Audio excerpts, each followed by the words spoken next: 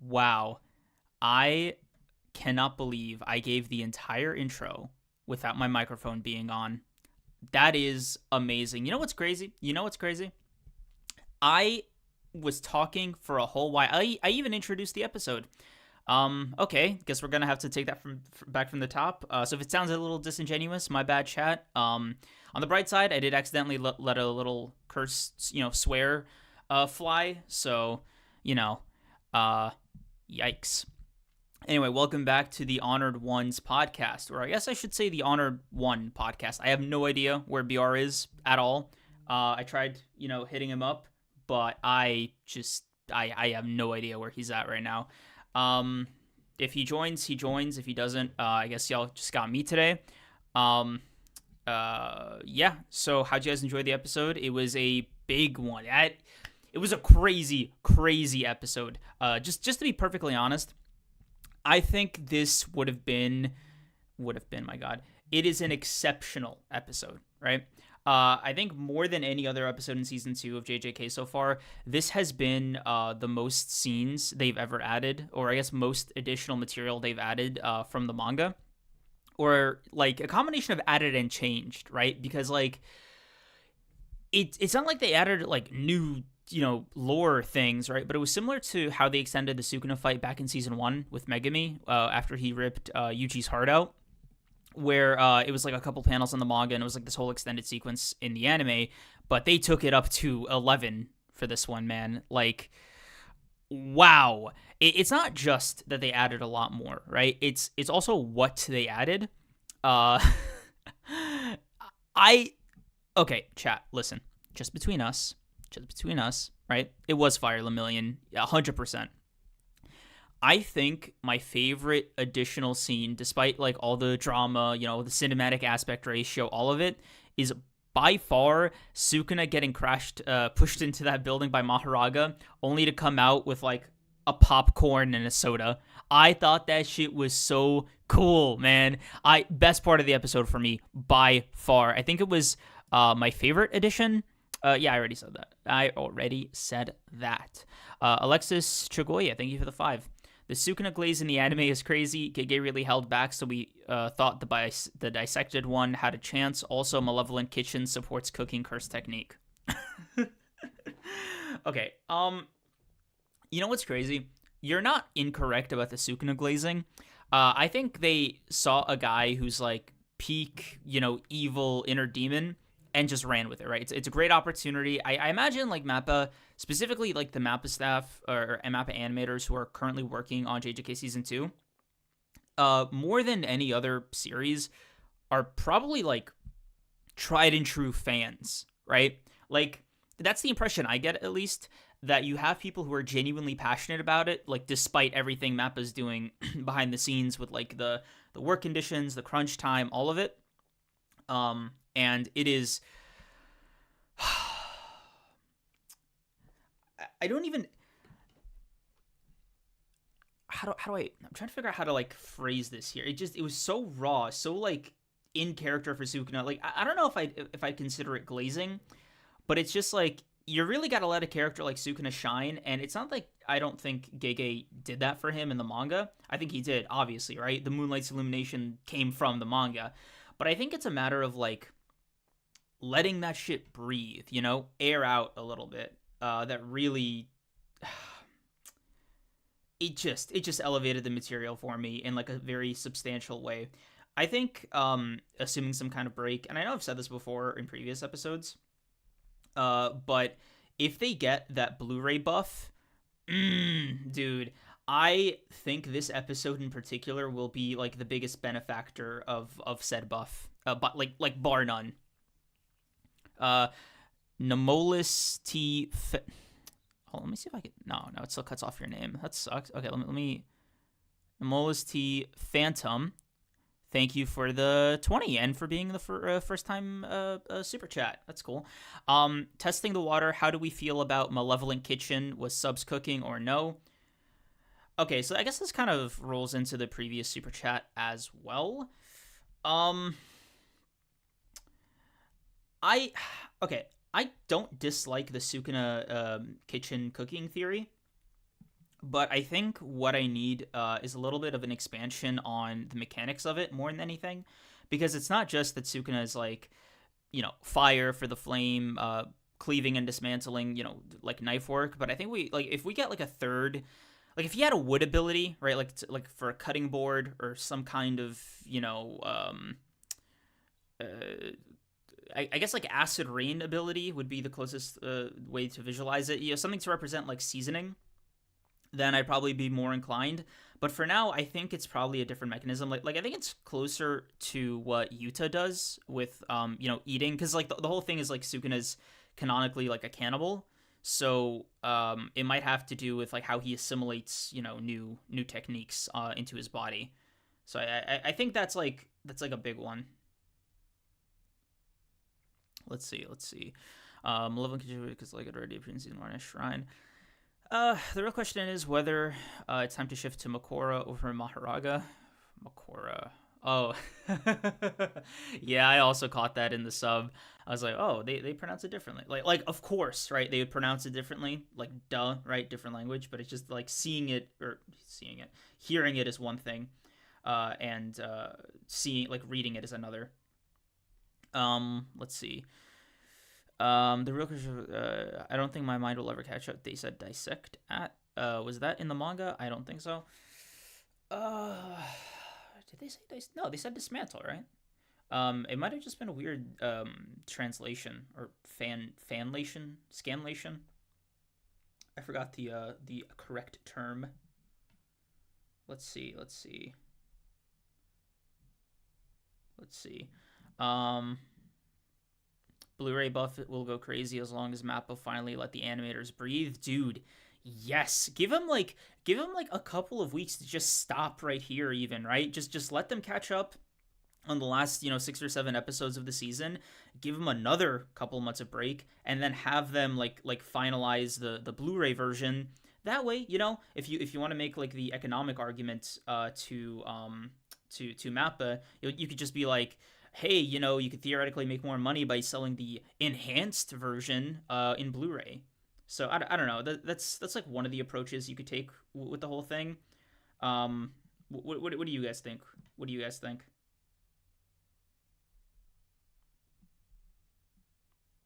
Uh, Reminds me when people used to pronounce Akatsuki as Akatsuki until we heard it in the anime and adapted. I wonder if people will do the same for Mahoraga. Um, I don't know. Like, I found out recently that like a lot of American pronunciations, or at least English dub pronunciations of anime or Japanese names, are actually localized in silly ways to us. On purpose, like Japanese, like it's part of the instructions they get in the translation notes from like Shueisha, like, hey, we want you to like regionify it to some extent, right? I forgot where I heard that, but I think that's like a accepted practice over there. An example that comes immediately to mind, funny enough, comes from Persona 5, which by the way I did finish, so I might talk about that at the end of stream. But basically, like, there's this character in there whose last name is Sakamoto, right? That's how we say it, Sakamoto. But in Persona 5's dub, right, they say Sakamoto, right? Yeah. Hey, yeah, Hansel Gato. Oh my God, you and me, you same wavelength, exactly. Sakamoto Takamaki, yeah. So it might just be like a localization thing. I think we'd have to wait until next week for the dub to come out, so we can get like official word on that. Yeah, I think it's about a week delayed, right? It's not a perfect simulcast. Speaking of the dub of JJK season 2, really really quickly, have you guys been watching that? I caught up like the first 9 or 10 episodes around the time of like the mid-season break, and I was fascinated, truly fascinated by like how good the dub actors were with the characters, because like it's not that I expected them to be bad, obviously not, right? But I'm just like I'm surprised that it's almost as good, if not as fully as good as the sub. Let's see. I think it's 3 weeks for the dub. Super excited for Ray Chase to finally go crazy as Sukuna. Yes, sir. Creams, you have no idea how much the P5 pronunciation of Sakamoto triggers me. Yeah, no, it. I'm so happy they started calling him by his first name. Like, it was very jarring. It is the next week. Hell yeah, go to the line. Wait, yeah, barring Toji's voice, the dub goes crazy. Um, I've heard Toji's voice as being like singled out, not even like for being bad, just for being like the most noteworthy. Um, I get why he sounds a lot edgier, more like a teenager than you'd expect him to. Um, I don't know. Like I go back and forth. I think like you sort of get like hearing blind to it. After a while, if that makes sense. Let's see. Um, I'm gonna be honest. I'm gonna be looking like Sukuna with the bucket of popcorn when the Blu-ray drops. You and me both. You and me both, man. Like, I think more than anything, I want like I'm excited for the Blu-rays to drop because like it's going to be how to say. I know how good it's going to be, right? Knockwood, Mappa, Greed, all that. Um, but yeah, I'm very, very pumped. Uh, isn't he in his late 20s? But I got that. Is he in his late 20s? Or is he in his early 30s? Toji's age is hard to get a grasp on because, like, I remember there's a character who's a child in the manga. Like, Toji was already at least, like, grown up height over them. And I know they're in their 30s, like, in the current day of the manga. So, I mean, would Toji be, like, 40 now? Like, if he had lived, would he be in his 40s? I don't know. Um, I could see it, but you can argue the heavenly restriction thing youngs him down a little bit, gives him a buff in that respect. So yeah. Let's see. Um, I just expect Toji to have a deep voice. The DOVA cast and the sub was a perfect match. Yeah, Toji's voice in the sub is really, really, really good. 100% agree there. Let's see. That's funny because I always thought Toji had a deepish voice, but rather 20s sounding. Man, Toji's got an interesting little setup for himself because like I think he just had Megami when he was younger, and it just kind of messes with the timeline a little bit. Um, no, I know what messes with the timeline. The fact that I think this dude has looked like that, or I guess like that being perfect preparation. My God, hidden inventory since he was like Gojo's 28 right now. He was 18 during hidden inventory, uh, and he was like 9 or 12 or something, like in that range. In that flashback where Toji's like, "Oh yeah, the first and last time somebody sensed me coming up behind them," and I was thinking about that, right? Like I was mulling that over, and Toji looked to be about adult height, right? Like more than the like Gojo was a kid, and Toji seemed to already be like above him in age in that respect. Even if Toji was like I don't know 17, right? Let's say he's like 5 or 6 years older than Gojo. That would still I guess put him in his early 30s, maybe mid 30s. No, but that's too young. I think he'd have to be like 20 or something. I don't know. What do you, how are you guys feeling about that? I've never vibed with Toji's voice in the anime. It never fit the voice I gave him when I was reading the manga, but that's just me. Okay, question for chat. Do y'all read manga with voices? I just can't get my imagination to make it work. I read about that. The whole some people have inner monologues and some people don't thing. Um, um,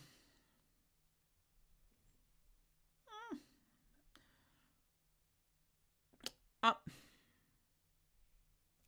I do the voices. I was like really, I was like kind of sitting with it. I think I fully do the voices in my head. I think I just have an inner monologue. I'm curious. I heard that the people who don't just sort of like pantomime or like just recognize the shape of a word and like just remember what the word is that way. Such an odd way of reading. Wow. Why, hello, Linda. How we all doing tonight? This is welcome to the Honored One podcast. um, See, no, King Nasha. That's interesting. You bring that up. I can't do the anime voice actors. Right? It's just like whatever random voice my inner monologue assigns them, and I think that's like the thing I stick to. I think I have like one inner monologue voice that just kind of plays dice with how I'm gonna hear it.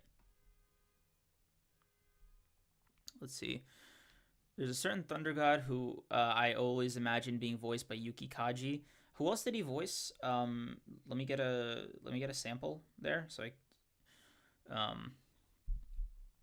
To be honest, they don't actually give people in the manga voices too often. I only imagine it during big lines or screams, not exposition.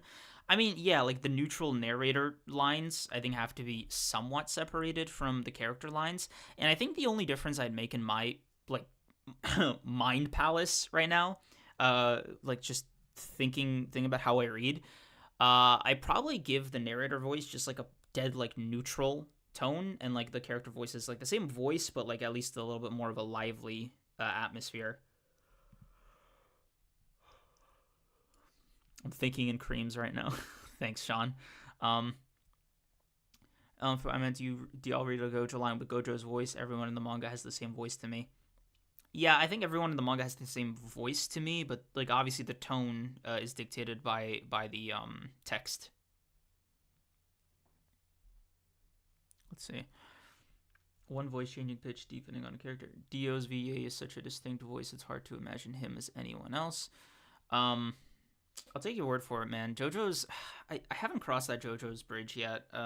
It's on my list, 100%. Um, but yeah, it's. Mm-mm. By the way, an aspect of the episode that God, dude, I I want your guys' opinion on. You know how they started playing special after Sukuna switches back with Yuji? That shit was so grimy. Why would they do that? Why would they do that? What's going on? Like, what? It's such a. It adds this layer of like malice to it. You know what I mean? It's this like almost unbelievable choice creatively where I'm just like, no way Yuji's VA was in the booth crying his eyes out on the floor, just beside himself, right? And they're like, bro, special will go crazy over this beat. Like, what is going on? Let's see. Toji is Dio via Creams. Yeah, no, I know. I don't know what Dio sounds like, if that makes it. Like, I assume the characters sound differently in like inflection and tone. Could be an art style or something. I think it's supposed to signify her maturity. I completely lost track of what that was responding to. I think y'all are doing your own thing, and I respect that.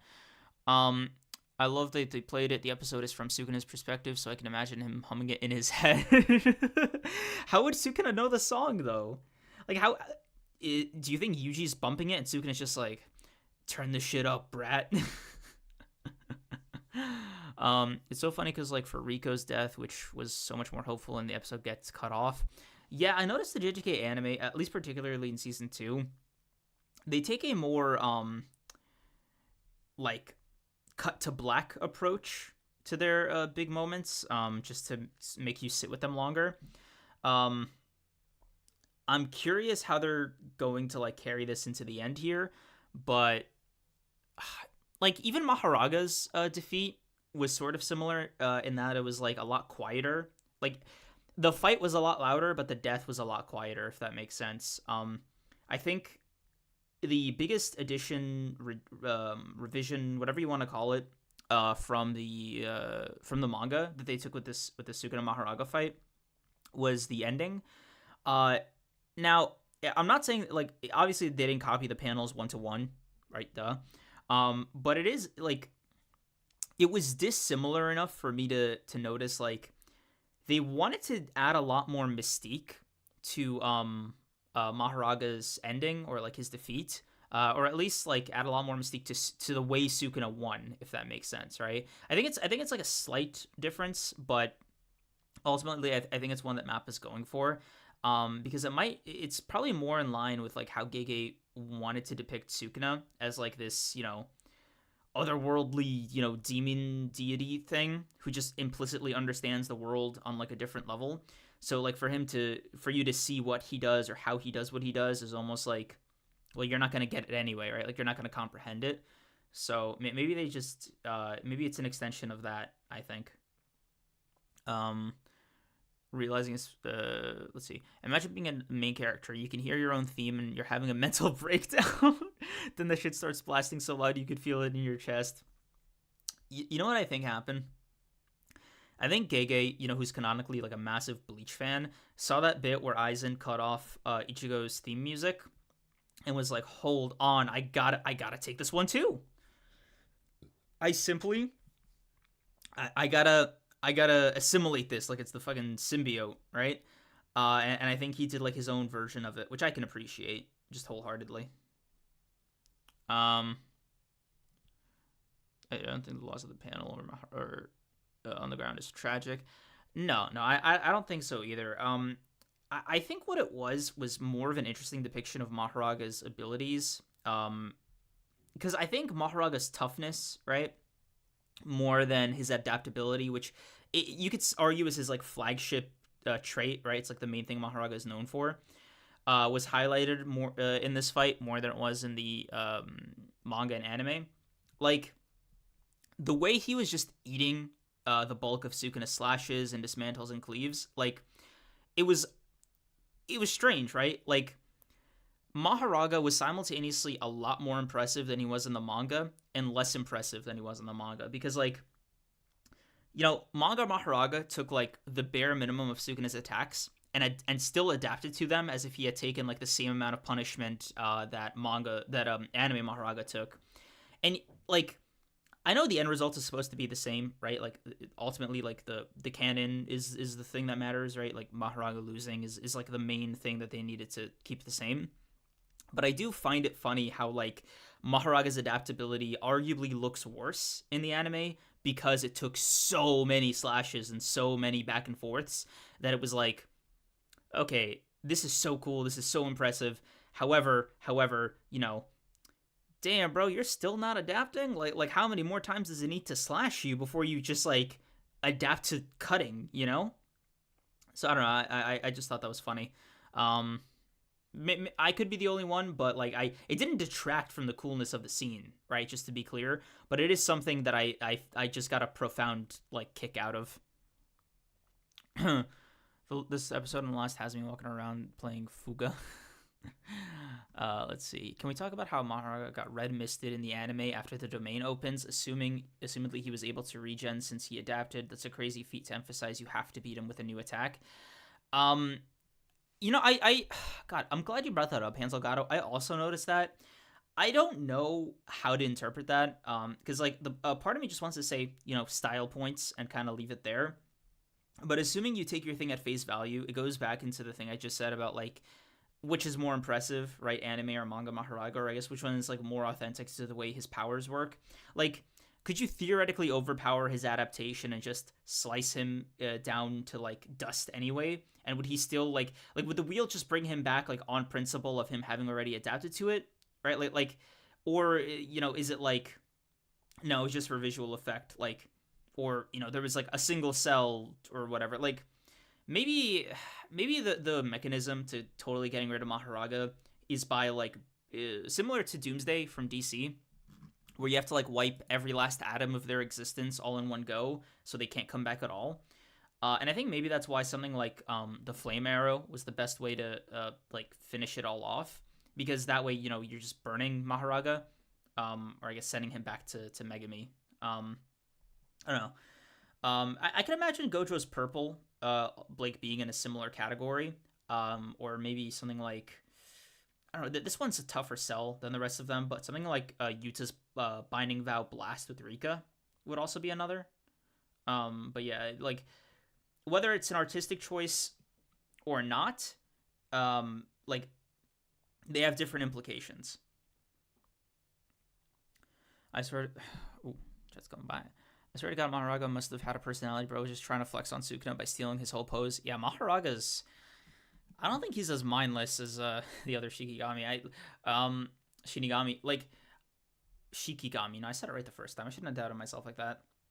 Because I'm thinking, like, the the dog Shikigami still act like dogs, right? Like, they still like to be pet and all that. So maybe Mahoraga's similar.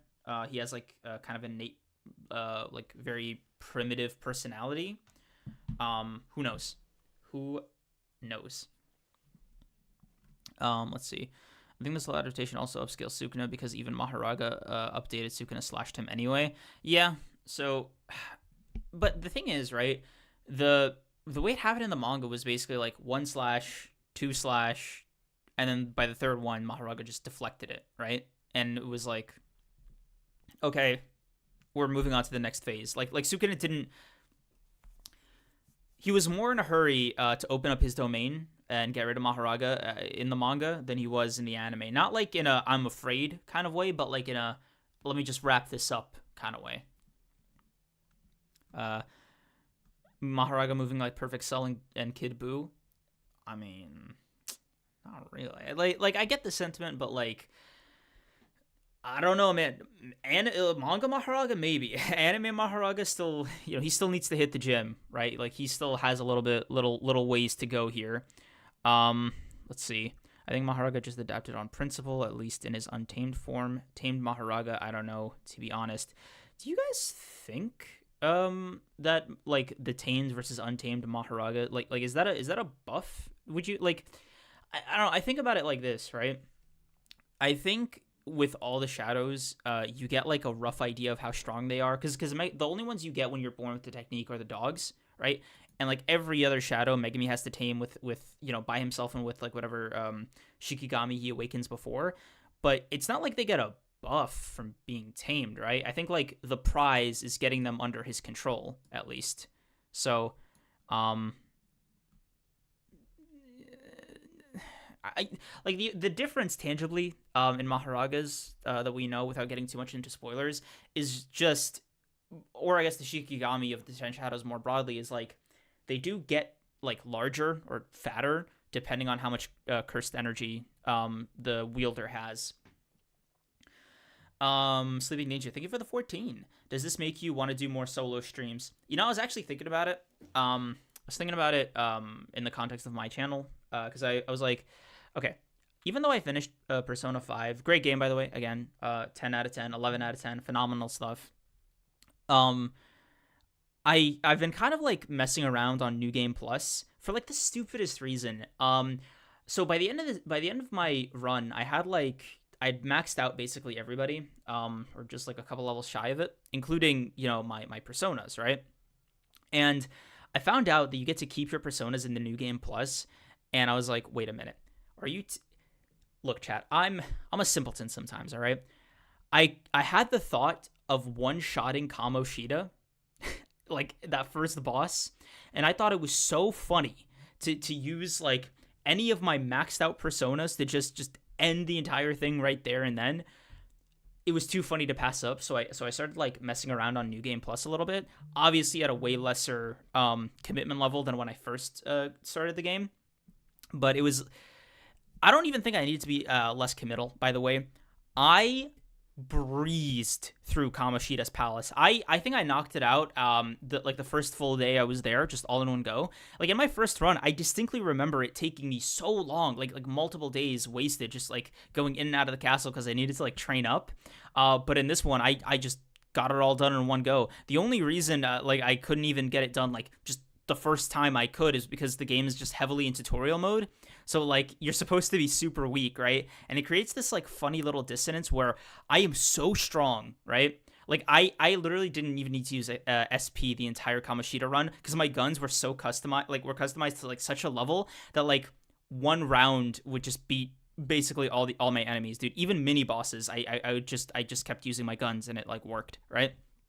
So I get to the last bit, right? I'm fighting Kamoshida finally, and I remember I died like maybe once or twice during my first run, like fresh stats, and I shit you not, chat. I finished this boss battle in like 5 minutes. I was the way I cleaned this guy's clock. Ooh, ooh. Um, it was so funny. It was as funny as I thought it would be. Needless to say, I got the idea of like this is so amusing, right? I could definitely see myself streaming something like this because I think it would be very, very, very, very fun to share with like other people in a chat. So let me know how y'all feel about that. Let me see how the streets are moving on that if we're aligning goal wise there. I don't know. Are you guys enjoying the solo stream? Um, let me know. Let's see. My biggest issue with the episode is that Mahoraga deflecting the slashes isn't shown clearly. Sukuna says you can see my technique, and then it's left super vague to what that actually means. I agree with you, Hansel Gatto, to some extent. I do like the original paneling of the manga with this moment a little bit more. Just because it was a lot cleaner, right? Like Sukuna makes a single slash, Mahoraga makes one back to like cancel it out. At least that's the reading I got, and then the rest of the fight kind of concludes like that. But in the anime, it was a lot messier in that scene where I think it didn't need to be. So it might have been a little bit more confusing. But the rest was great, though. The rest was great.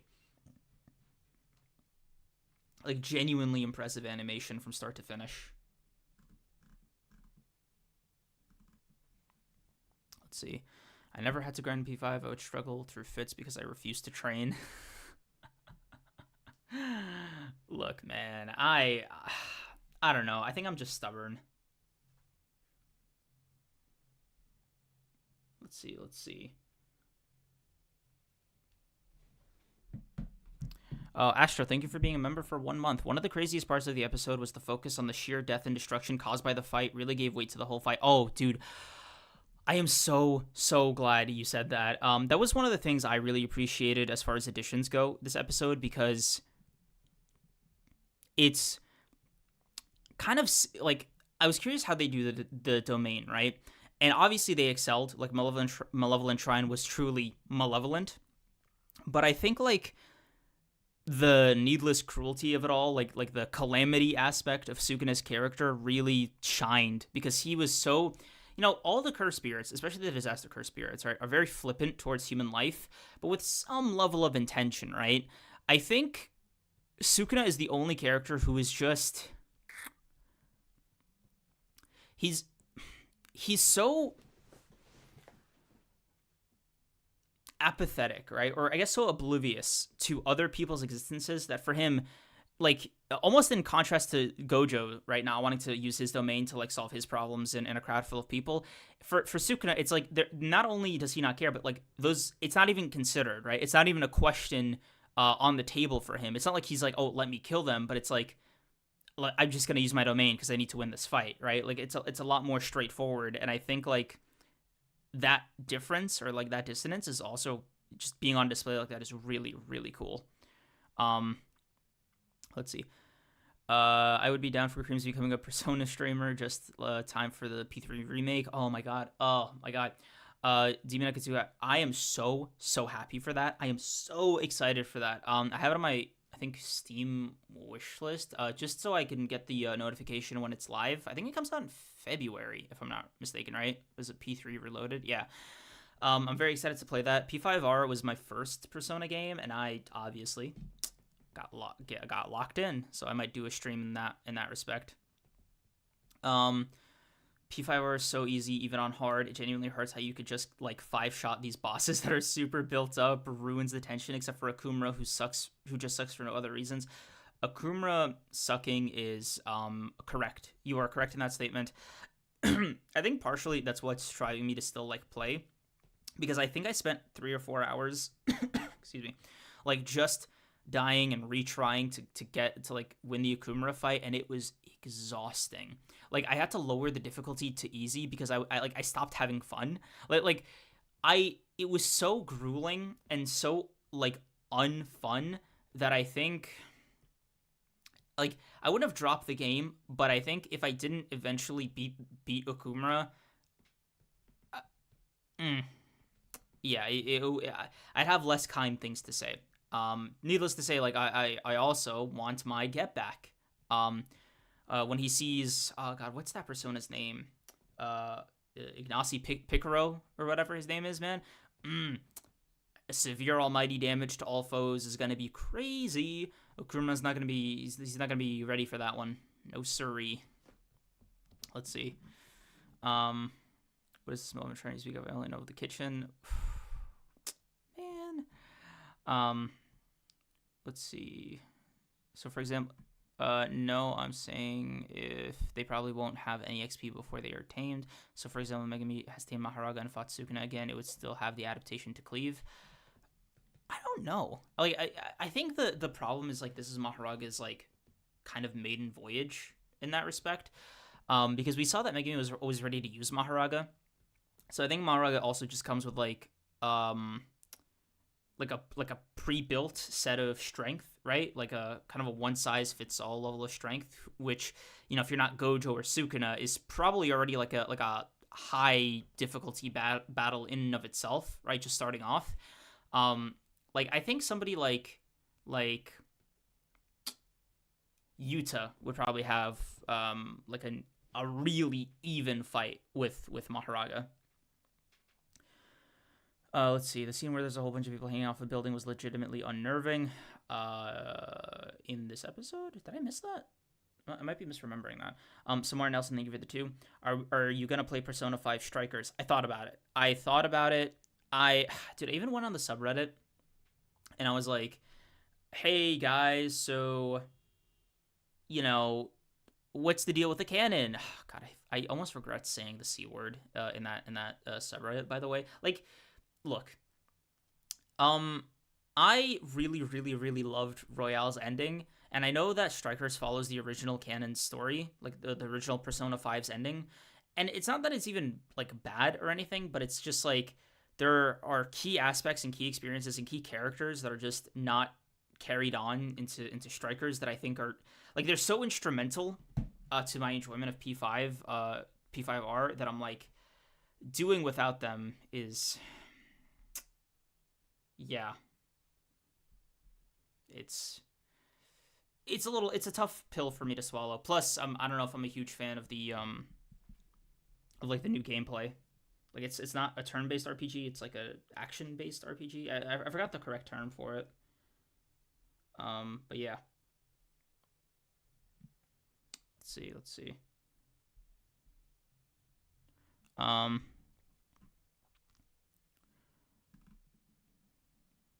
I've been thinking after all the creams glazing. Look, exotic tomato. I think. Look, I can tell you two things. It's gonna be so fun for you, but I'm not. But like, obviously, it's a huge time sink, dude. Like, without a shadow of a doubt, my productivity went like down the drain, like 100%, like easily, like just completely got away from me. So I would say like understand the like time investment you're setting yourself up for engaging in.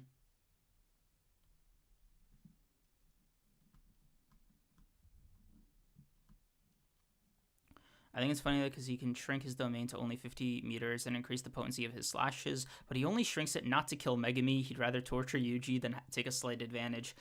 Yeah, that is Sukuna in a nutshell. You know, a famous, handsome YouTuber, um, TikToker, me, said that Yuji, for some reason, right, more than any other character,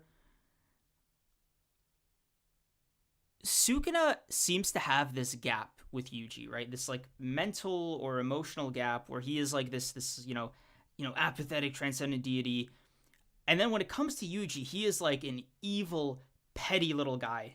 Like he is just a mean, awful person. And he's just a Yuji hater through and through. Um and I think there speaks like I think that there is cause to really explore why Sukuna seems to hate Yuji so much, you know? Like as much as he does. Um, Dawn's Elite, thank you for the 5. Yeah, after Mahoraga can see Sukuna slashes, the audience can as well. They turn black invisible. I also saw that. It was cool. Um, I think I liked it. I think I liked it more than I didn't like it. It was a cool little effect. It wasn't really like perceiving the slashes, but I enjoyed it nevertheless.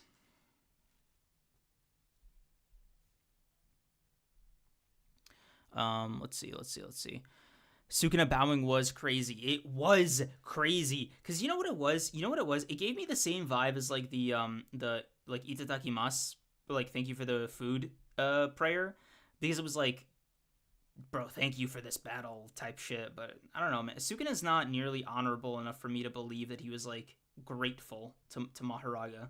I don't know. Just call it a hunch. Let's see.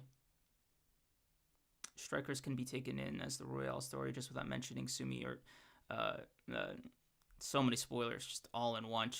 Um, like I know, I think like the ending of P5R was almost influenced by Strikers being made the way it was, not the other way around. Um, and I don't know how I feel about that like philosophically. Like I can't help but feel like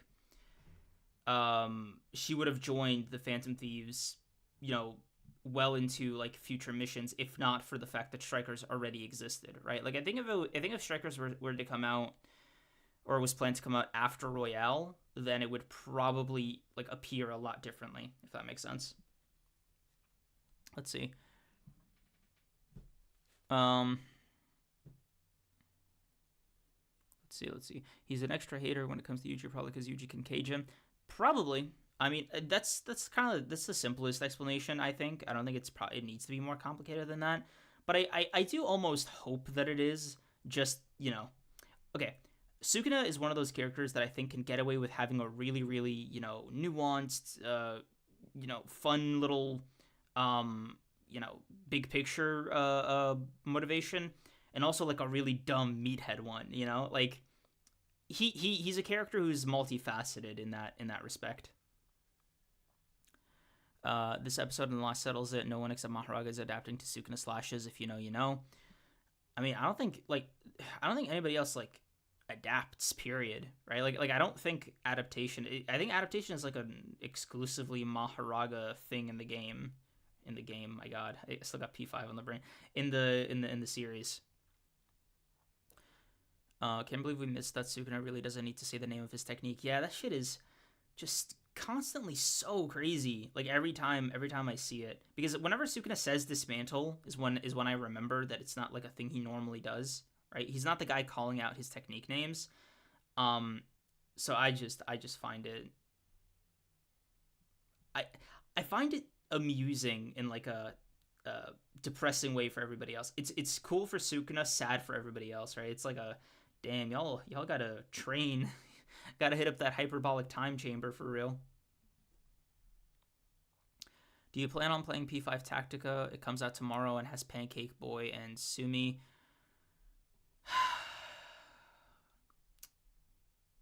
I don't know, man. Like the art style of Tactica is just uh,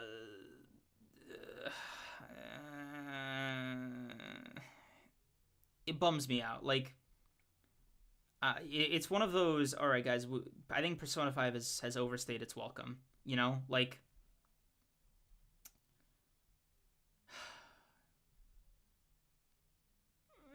yeah. No, I was like I was just kind of mulling it over internally. Um, I think that is kind of a deal breaker for me. Let's see, Yuji being Sukuna's downfall. As his stain in his ultra hedonistic ideology, this one being he can't let go of a grudge because could go hard. Could go hard.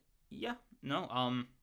Any motivation would work for Sukuna. I think. I think Gege's like given himself enough wiggle room to really flesh it out. So it is what it is.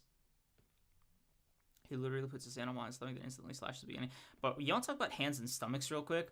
I'm not. I'm gonna talk about mouths. But my favorite like serious added scene was the addition of Sukuna using like growing another mouth to stop and snap Maharaga's blade. I thought that shit was so cool. Like the arguably the coolest, best addition of that of like Sukuna's powers. I just really enjoyed it. Let's see. Did you ever watch the new six video Yuta versus Mahoraga? I did. I think I did watch it. Like before stream. I enjoyed it. I think my beef with Mahoraga, just as a general concept, is that he gets like a coach buff, if that makes sense, right? Like he's untamed right now, but theoretically, right, if Megami tames him, right, Megami's like a very smart combatant, and I think having a guy like having a Shikigami under his control, like who is able to not only follow orders but just is just like this adaptable, unbreakable tank. Like it'll make him. It's this deadly combination between tactics and power that is just really really sick. So I don't know. That's just how I'm thinking of it. To be honest, I don't think Tactica will ever be able to excite me by virtue of P3R also happening. That's also another thing. I think Persona 3 Reload is probably going to overshine, and maybe it should. I did see this video kind of reflecting on Atlas not moving past Persona 5 Royale, and I get the frustration there, right? Not a great anime adaptation. The manga is not great. The game's been over. Like, it seems like it's for lack of a better word, it seems like the game was it, right? And simultaneously, Atlas wants to make more, like they want to extract more blood from stone, but they also just don't want to add on. Like they don't want to make Persona 5.5 Royale. You know what I mean? So I don't know. That's my 2 cents. Um, I hope it's super nuanced to it, but Sukuna doesn't actually care, and it's just the meathead pity. Yeah, I think that would also work for him. The sixth video did Yuta a bit dirty IMO. Didn't mention that Curse Speech can just dispel Shikigami like Unamaki did to Divine Dog, and undersold copy as what could be the perfect counter to adaptation. I think Yuta can beat Mahoraga on sheer, like, what's it called? Variety. I've always said that, right? Like the best antidote to something like Mahoraga, even Sukuna spells it out this episode, is just like hit him with new stuff before he has a chance to adapt to the old to like while he's adapting to the old stuff, right? Like like Mahoraga could theoretically adapt to the fire arrow like whenever he wanted, right? Whenever he wanted. Like it had Sukuna hit him with that like initially, right?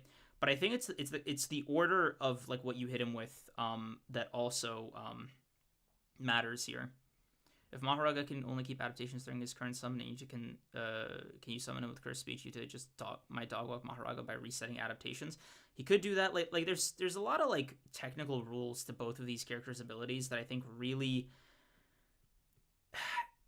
like there's a huge margin of error both ways. Let's see.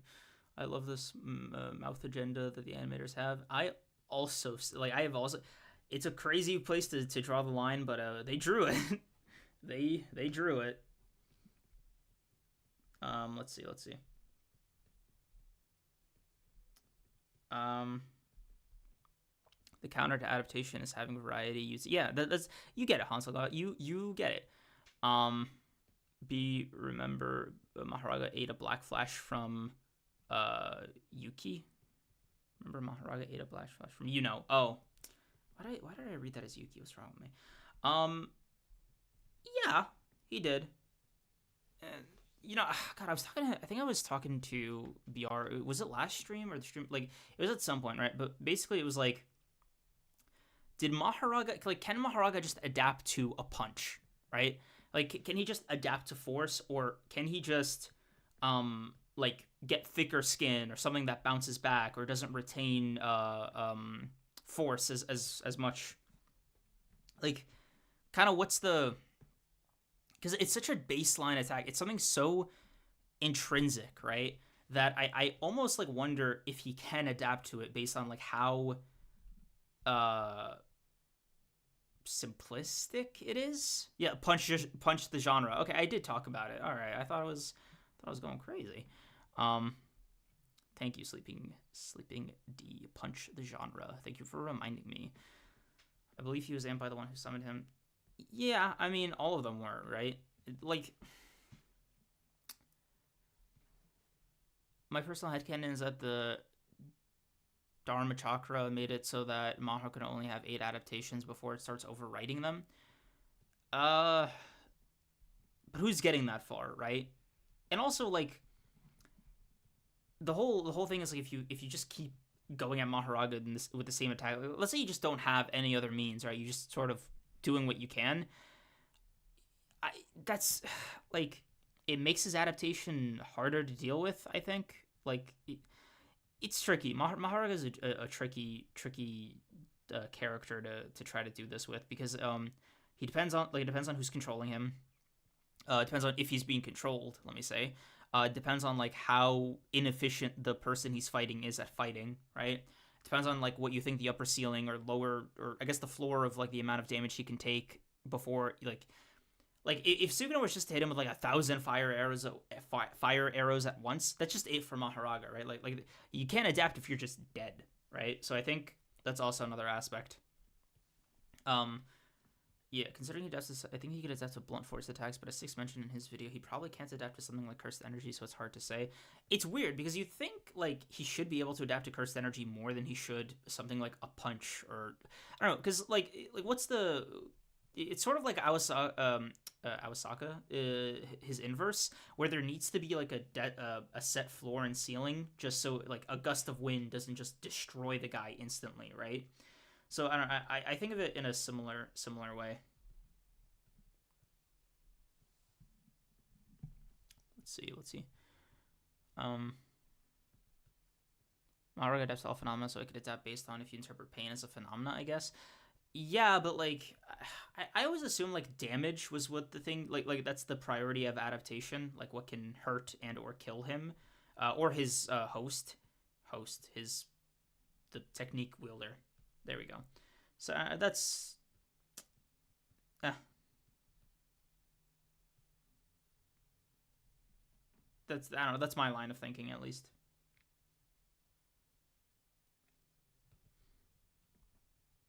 The diversity is good, but I don't think Yuta got firepower in general to put Mahoraga down for good. I, I don't know. Like we don't know what like Yuta's got a lot in his arsenal that we don't know about. Um,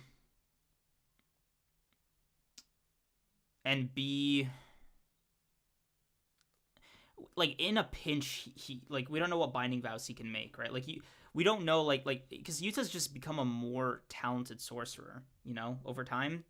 So maybe he just picked up a couple new tricks. Also, I'll be right back, guys. I really need to hit the John. BRB.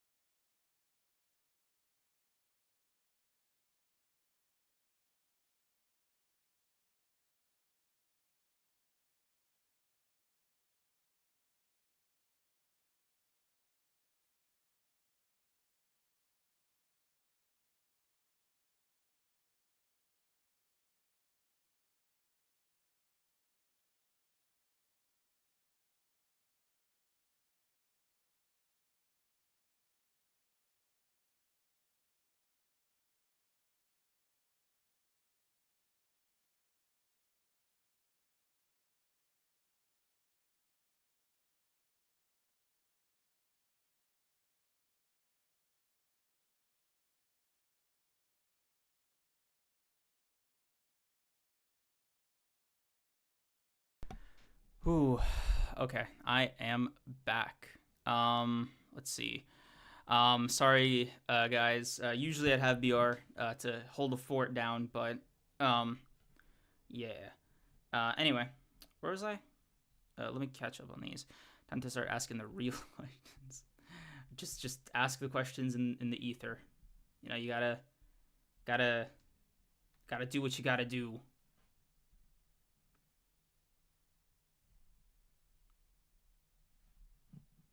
Let's see.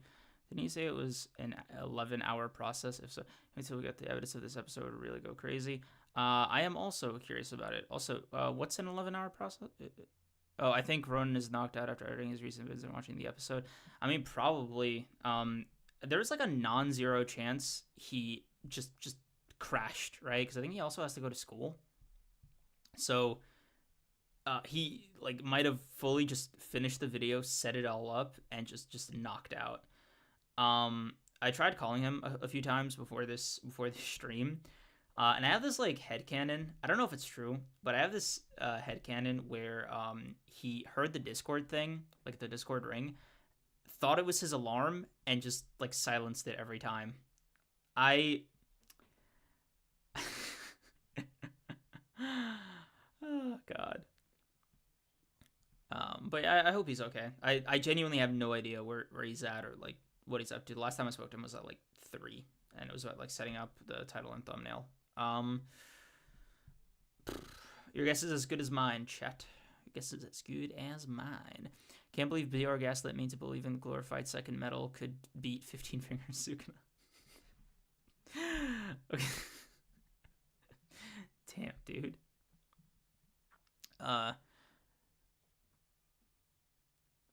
Let's see. Mahoraga is putting Toji in a full Nelson, unfortunately. Oh yeah. Look, Punch the genre is pretty expansive, but I mean, has what if you know what Toji needs to do? He needs to hit him with the same kind of kick that he hit Megumi with, where he just like launched a truck at him, which by the way was so funny to me. Okay, the way Mahoraga and Sukuna were like, you remember the car tornado at one point in this episode? When I tell you my immediate thought went to like Toji's little car kick, I was like, damn, that looks a little less impressive now. I don't know. It's just funny, man. It's funny the decisions they make over in the booth. Someone else, I think of it too. How do you see a fight with JJK Zero Rika versus Mahoraga? Just Rika without Yuta, probably Mahoraga wins. But like with Yuta there, and like they haven't made that big old binding vow they made the first time, probably Yuta eking away a victory, but like very high diff. Let's see. Yeah, other than God, it's not even that like I have like a particular beef with like specific One Piece YouTubers. It's more just like there was a point, I think it was during like the height of Wano's manga, where the week to week experience of A, reading it, and B, experiencing that like being in the fan base was just so insufferable that it was like actually draining on my mental health. And I think in no small part One Piece YouTubers were partially to blame, because like blame is such a strong word. I'm a big old fan. I watch their videos because I'm a fan of One Piece, right? Like very simple math there. But some of the theories, some of the things got really out of hand, and some of them are just, there's this genre of, I've noticed it with other videos too, don't get me wrong, it's not a One Piece exclusive problem, but it is something I've noticed more often in the One Piece community, and that's like the emphasis on like farming theories and or commentary. At some point, like you watch enough of these at a time, you kind of realize, wait, these are all just saying that they're just saying the same thing. I don't know. Like, it's just it was a rough time. It's better now. Especially now in the like where the manga's at. You got a lot more got just a lot more variety to work with. So I think it makes for more interesting content inherently. Let's see. Thoughts on King of Lightning. You know, I don't watch King of Lightning. Funny enough. Maho hitting Toji with Rico. Not gonna lie. With like a gun. Like, is Mahoraga not adapting to bullets? Like is that where we draw the line on his adaptation? Until Mahoraga can adapt to his curse technique getting negated, or he can adapt to his soul getting sliced, he's not stepping up to Toji. I mean, he probably can, right? Like I don't know, like why would the reason be like that he couldn't, right? Like if it's a phenomena, like I don't think it's outside of his purview to be able to do it. I could be wrong about that, but like I don't. Yeah, yeah, Mazane. Yeah, I'm not gonna say any names. I learned my lesson the first time. Not making that mistake again. Sorry about that again. I was bad calculations on my part. Let's see. Um, the RKO is a wrestling move. Yes, the Randy Keith Orton. That's yes, sir. It is indeed a wrestling move. A wrestling move. That's another reference for some of you more eagle-eyed listeners there. Have you read and watched Hunter x Hunter? If so, which is better for you? I think the anime is better. I just enjoy Hunter x Hunter's anime. Just it's like a 10 out of 10 for me. Music is fantastic, especially Hisoka's theme. The action's great, the character work is great, the voice acting in the English dub is also great. Like I just enjoy the Hunter x Hunter anime like far more, not far more, but like a considerable amount more than I do in the manga. The only big gripes that I have with the anime are A, it's not caught up to like the current chapters, which I don't even really fault it for, but and B, that it doesn't include the kite scene at the very beginning, like it's like it is in the manga. Because I can imagine that makes, because for me it was like a very jarring experience, because you're just like, going, you met this guy 5 minutes ago, like relax. So yeah. I'm not sure wrestling talk show came out of nowhere. Hey man, I used to be super into wrestling when I was younger. Used to like haul ass home on Friday nights for SmackDown. I don't keep up, or I haven't kept up in the better part of a decade. But yeah, I peep my head in every now and then, just to see like what's happening, or I get a feel for it. Um, but yeah, episode was so great. It was gas. I almost passed out. Dude, you and me both. You and me both. So are we not getting an episode next week, or is it going on hiatus? I actually don't know. I've been hearing some different things about like the state of like the production right now, especially as it concerns next week's episode. Um, from what I gathered, it seems like everybody's expecting next week's episode to just be undoable, right? Like I think the pace has finally caught up with them, um, and they're just like, I I don't even know, like it might be time for Mappa to admit that they like need the hiatus, like they need to give these animators a break. So yeah. Um, let's see. I legit thought Mahoraga was gonna get kaiju style after that train throw. Oh God, yeah. They made Mahoraga so big at one point. I know, like, I was so thrown off by that. Um, I have, I couldn't even begin to tell you like what I was thinking, man.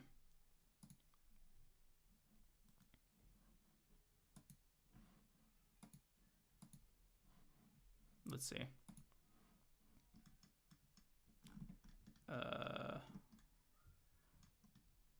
let's see. Nagi's still the GOAT. He just saving his strength. Hashtag trust me, bro. Always believe in Nagi. If it's a one-on-one, always bet on Nagi. Unless it's Asagi, in which case, bet on both of them. um, Apparently, it's too much money and votes needed. I hope, despite it makes the decision the animators need. I don't see the plane that fell out of nowhere. Oh God, yeah. I think there was like a plane in there. Like they made like a whole tornado of a mess. Yeah, it's a little crazy.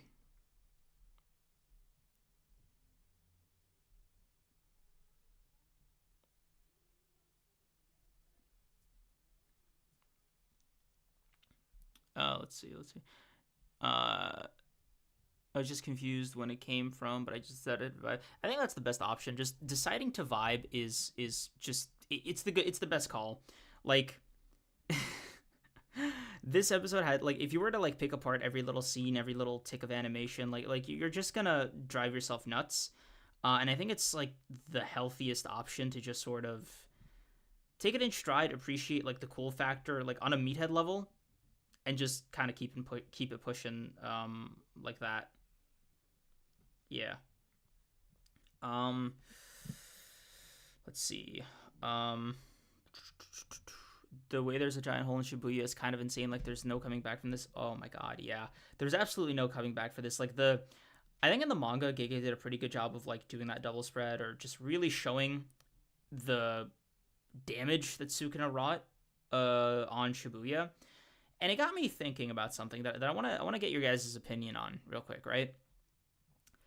Is the Shibuya incident Gojo getting sealed, or is it the destruction Sukuna did with both his fights with Jogo and Mahoraga? Because I can see a sincere argument for either one, right? But I'm curious which way like you guys are like which one immediately comes as like an association for you.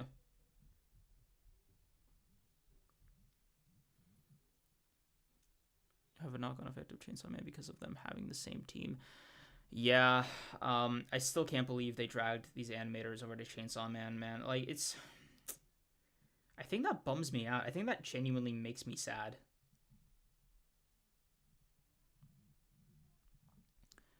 It's the whole, yeah, right? Like it's probably the damage, like the civilian damage more than it is like the Gojo getting sealed. Like you could argue the Shibuya incident is, as far as sorcerers are concerned, is Gojo getting sealed, but like I don't even know what you want to call it.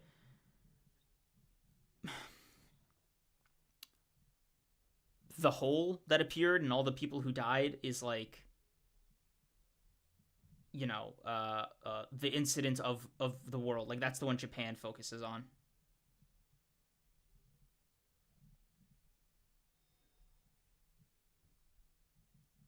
I mean, if you're looking from the perspective, it's probably both, but from the citizen, yeah, it's yeah, right, okay, cool. Yeah, because I thought the same thing, and I was just curious, like, what about for like on a fan level, right? Like you personally, what is somebody brings up Shibuya, right? What's your association with it?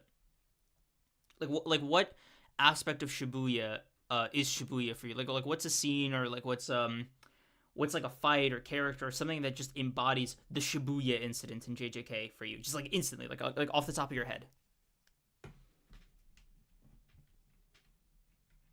Let's see. He's literally, bro thinks he's on the team. um, let's see. I mean, if you're looking, Suka is the main, probably killing everyone, but on perspective how crazy an incident it was. Uh, God, imagine being outside the barrier, like. God, that must be so terrifying. That must be so terrifying. Okay. Ooh, I need some water.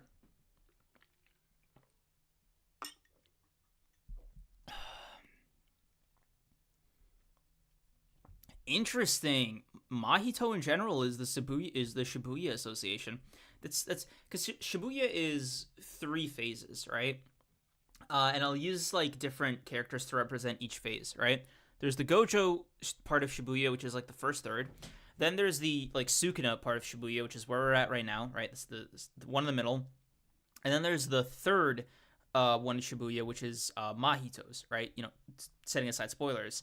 Um, and for me, I think I associate Shibuya with Sukuna, like the middle Sukuna phase, more than I do the Gojo slash Mahito phase. Like, if I had to give you the order of association that I would rank Shibuya in, it's probably Sukuna, Gojo, Mahito, because I consider the Mahito section almost like the post Shibuya arc, if that makes sense. What's crazy is on the civilian level, they have no way of explaining this. It's insane. What do you mean a metro fell from the sky? God, in the anime, especially Landa, it's probably even more like unbelievable because it's like I don't know, man, there was this massive meteor that came out of nowhere, and then after that, like, you would, like, I know this is gonna sound believable, but like, the big hole in the center of the city is not from the meteor. It just sort of happened after. I could imagine somebody being like, well, that was clearly the aftershock of the meteor. You know, it was so powerful that, like, there was a delayed effect. I could see an argument like that happening. Because, like, if you can't see the fuckers, like, you know, playing the game here, then it probably just appears like, yeah, no, obviously that's the most logical explanation. It would be absolutely, like, maddeningly terrifying.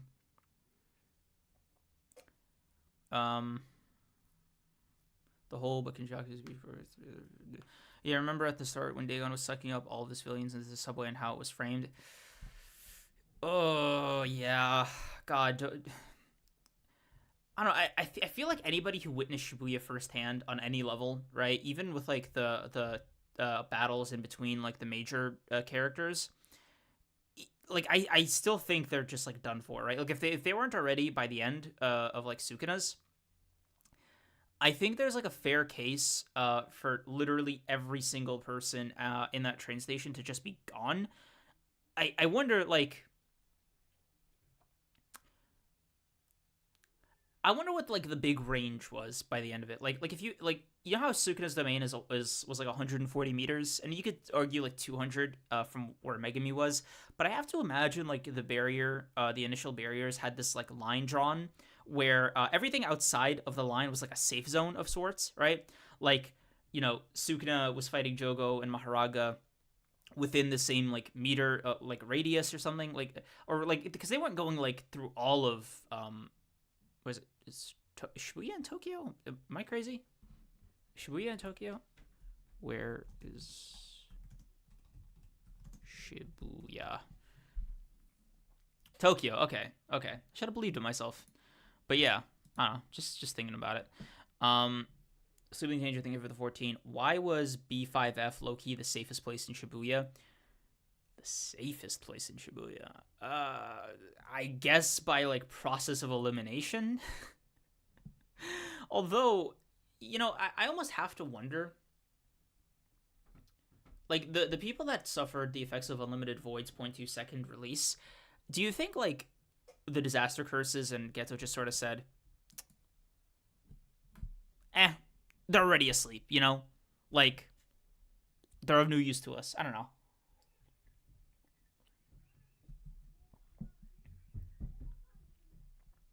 Sleeping Danger, Creams, you just played a game that took place in Shibuya. I did. I really did. And I still had doubt about it.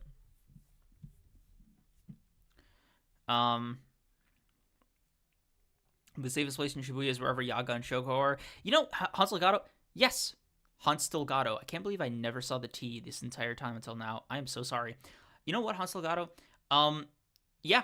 I think this is that safe zone I was talking about. Like, wherever Shoko and Yaga were, that's the edge of that zone. This is what I was talking about. Yeah. Oh yeah, Shoso wouldn't cook me if I needed to go to the bathroom and mid mental breakdown. God, I feel like if Yuji, this is gonna sound crazy.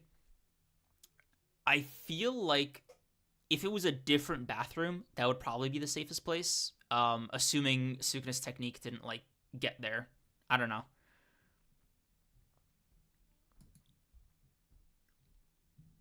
Can't imagine being a guy who said, nah, I can't go to the Halloween event. I got work, and seeing what happened the next day. Ugh, God. That's, reminds me of this Family Guy bit. I think you guys can probably assume what the joke was.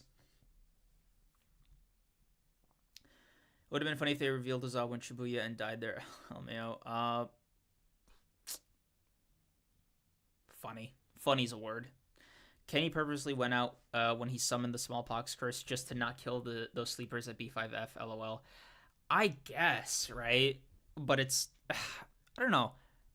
Safe is still such a stretch, right? Because, like, that was just sort of a random judgment he made, right? Like, I think if they caught him in, like, a different mood, it would have, you know, went down a lot differently, you know? I like, I get what you mean by safest, right? By process of elimination. Like, if you had to be there, that's probably, like, weirdly the safest spot, but eh, I don't know.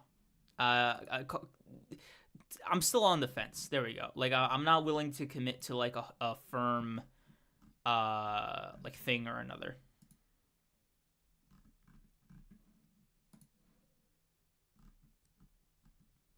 Let's see. Let's see. Uh,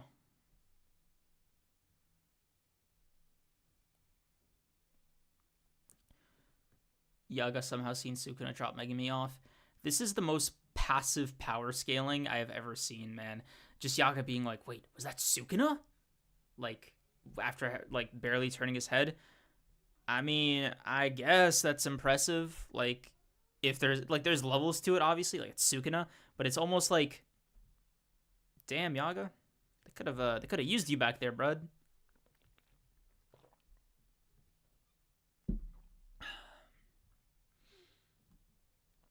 It's only Hansel. I didn't realize you were even mispronouncing it. Yeah, I think I called you Hansel Hansel Gato. I just combined the S and the T, I guess, without even realizing it. Um, I mean, where did Mahito get all those transfer games? The people in B5 might have been cooked. That's what I'm saying. That's why I'm like, where did they come from, right? Like, who did Sukuna leave? Like, it's such a, I don't know. It's just something to think about for me. He had his back turned. I went frame by frame. Yeah, so I maybe he sensed it with like a Jujutsu Sixth Sense, and that's how he did it. But I don't know. I'm it's definitely just like an odd little bit of everything.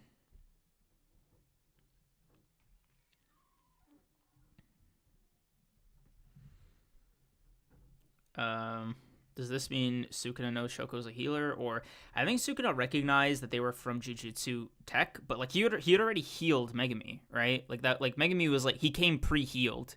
Like Shoko hadn't, there was no work for her, right? He just sort of like dropped him off at his parents or like at his school. I don't know. I thought that was funny. Uh, Dropped him off right at the Jujutsu hospital. He knows because of Yuji, probably. Yeah, yeah. I mean, he like through Yuji, he probably saw the principal. Like he even made specific note of Gojo not being in charge of Yuji's like placement. Bro was like, "Was that Sukuna?" And didn't notice Jogo or Mahoraga fighting Sukuna. LOL. Yeah, it makes me wonder like how Yaga and Shoko were just like viewing the Sukuna in action, even like on a cursed spirit on a cursed energy level, and they were just like, I don't know why that's my problem. Like, um, let's see, Exotic Tomato. Thank you for the 7.99 Australian. I'm gonna go out on a limb. I'm gonna back that up. Thank you for the 7.99 Australian. I'm gonna double down. Hey Creams, appreciate the solo stream, bro. You're killing it. Thank you. Like actually, thank you. I was a little bit nervous about it coming in, but I'm glad y'all are enjoying it too. Really enjoying the chat and Creams dynamic. Appreciate it.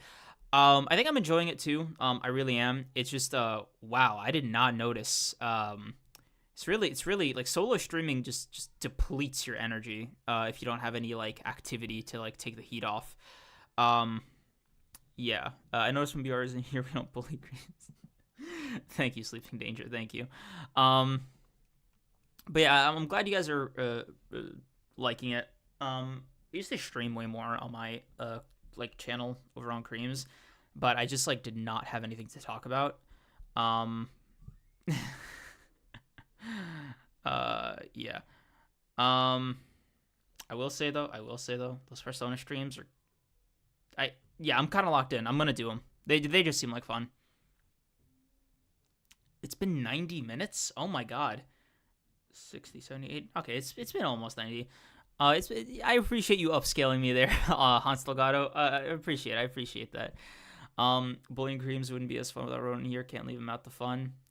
Well, somebody took a different approach in the philosophy. It's all about different takes here, different strokes for different folks. Cream's gonna get weekly One Piece streams. I was doing them. I was doing those weekly One Piece streams. The reason I stopped, it's so stupid. The reason I stopped was because at that point I was getting so many what about spoilers? What about this or that things? Because like the chapters for One Piece just come out like the leaks. I mean, just come out like the day the leaks do. Like Oda thinks of the chapter and fucking like all these scanlation websites just already start drawing and touching up the lines. Like it's crazy. So there never felt like a right time to do it where everybody would just like had just like read the chapter basically. And Sundays, we do honored ones, so it's like when am I gonna do it? Um, bullying. Can't leave. Yeah, we're just vibing like the B5 people. Good times. There's other people who vibed before. It doesn't have like we guys. We don't have to commit to this B5F people. Like it's okay. Other people have actually just hung out before. Talk about JJK ships. There's like four that A are good and B make sense. Off the top of my head, Yuta and Maki, I guess Gojo and Geto, if you want to include that one. I was gonna say something crazy, but I'm holding off on that because like I don't feel like I don't agree with it too much anyway. Miwa and Mekamaru and God, who's the last one? Who's the last one? Who's the last one? There was one more. Like, who am I thinking of? Chat is it the only couple coming to mind is like couple Toto and that idol he's really into. Hakari and Karara. Okay, that's another one. There we go. Yuki and Choso are a solid ship.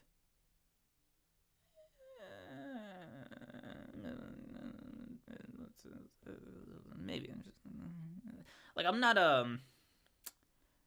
I guess like maybe because like Yuki was more vocal about it than he was that I'm like I don't feel it as much, but I could see an argument there. Like why not? Like when Beasley drops on Monday, spoilers are already out. That's what I'm saying. That's what I'm saying, Sleeping D. Would love to hear your thoughts on last chapter of One Piece. Dude, I'll give you my thoughts on the last couple chapters of One Piece. Like, why not?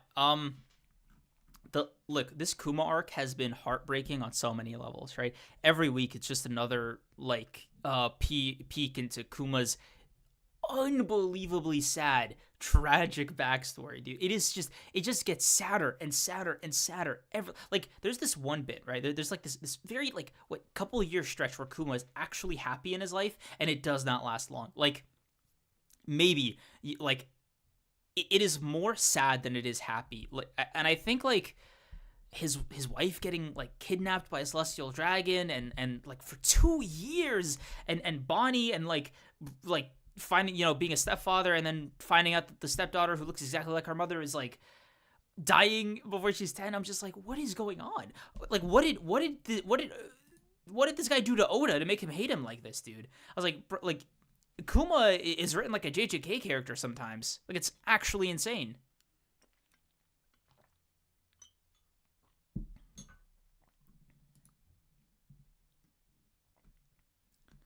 Sukuna and Cinderella goes hard. God, the Disney Princess JJK crossover ship thing was it was a real moment. That was a hell of a break week, man. Let's see. Yuki felt like a mentor to me. That's kind of the vibe I got. At least until she sort of declared that like Choso was her type. I don't know. I found it funny. Let's see. They have a more big sis little bro dynamic, but I can see where the shippers come from. Their dynamic is so tricky because like it's so intertwined with the context that they are even speaking in that it's kind of you kind of have to reverse engineer like a cohesive romance, I think. Let's see.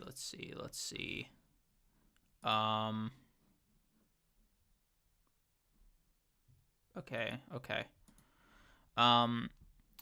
What's the other JJK? Okay, guys, it's not like I'm keeping it like a secret or anything. It's just like I don't really agree with it. Like I changed my mind. I was going to say Megumi and Sumiki, but like first of all, have to emphasize this so hard. Again, they are not biological brother and sister, right?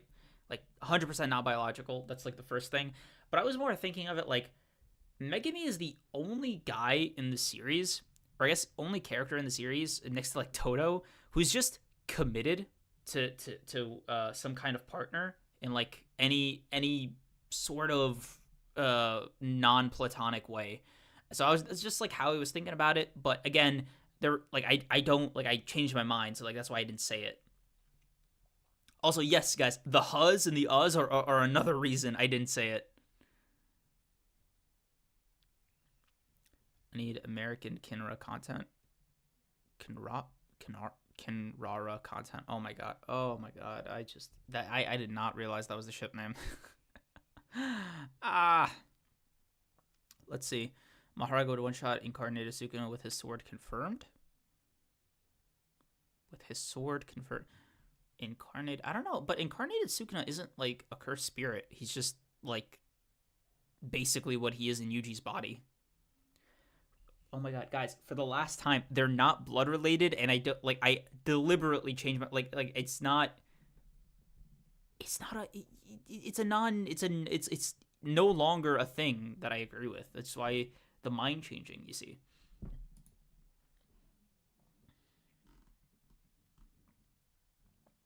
Bro, Ronan, I think he might actually just be asleep. Like it's so interesting. Okay. I'm gonna knock wood. Anyway, was Sukuna ever actually a curse? I think he just bridged that gap between human and cursed spirit. Sukuna x Yorozu slaps. I think it canonically doesn't. It canonically doesn't slap. So he's a human. You know, Sleeping Danger, I'm glad you mentioned this whole blood relation doesn't matter if you grow up with somebody, because I could finally get this thought out after, like, what is it, 7, 8 years? It is so weird to me that in the CW Flash show, Barry ends up with Iris, because, like, they obviously end up together because, like, that's how they were in the comics, but in the context of the show's canon, they grew up together as, like, foster siblings, but Barry was, like, always in love with her, even while they were growing up in that context, like, under the same household, being raised by essentially the same parent, and, like, the show just completely just pushes like through that almost like it's such a it is not addressed, it is not like questioned, it just sort of happens. And I just man, I think about it semi often, like it just it's such a wild decision. Like why even do that? Like why give them that bond? I don't get it. I don't get it. Yeah. I've been seeing people try to say implied gay meant for Maki X Mai to be a thing. Those people are insane. Like just kindly, nicely, affectionately, lovingly. Creams. All I'm hearing are excuses. People who are into sus manga say, don't, no, don't do that, Alexis Trigoya. Creams, man, step siblings. Yes, I agree with you. That's why I changed my mind again. Lena, you were one of the people trying to pry this out of me. So like, look inward, madam. There, the answers you seek, you shall find. I mean, Barry was like 5+, so it's understandable for him not to view her as a sibling. I don't even. Like, he was like 12, like, I don't know. Wait, so how do we feel about the childhood friends thing in anime?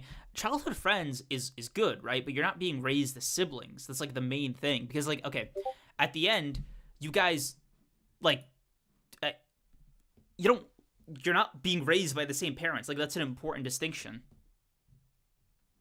But yeah.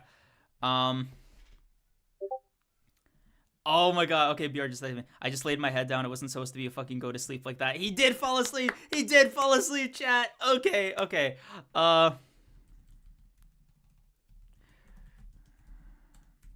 hold on. I might try to get him in here.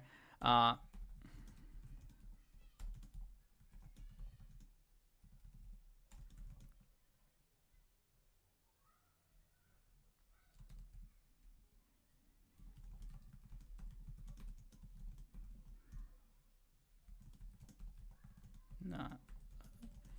Okay. Wow.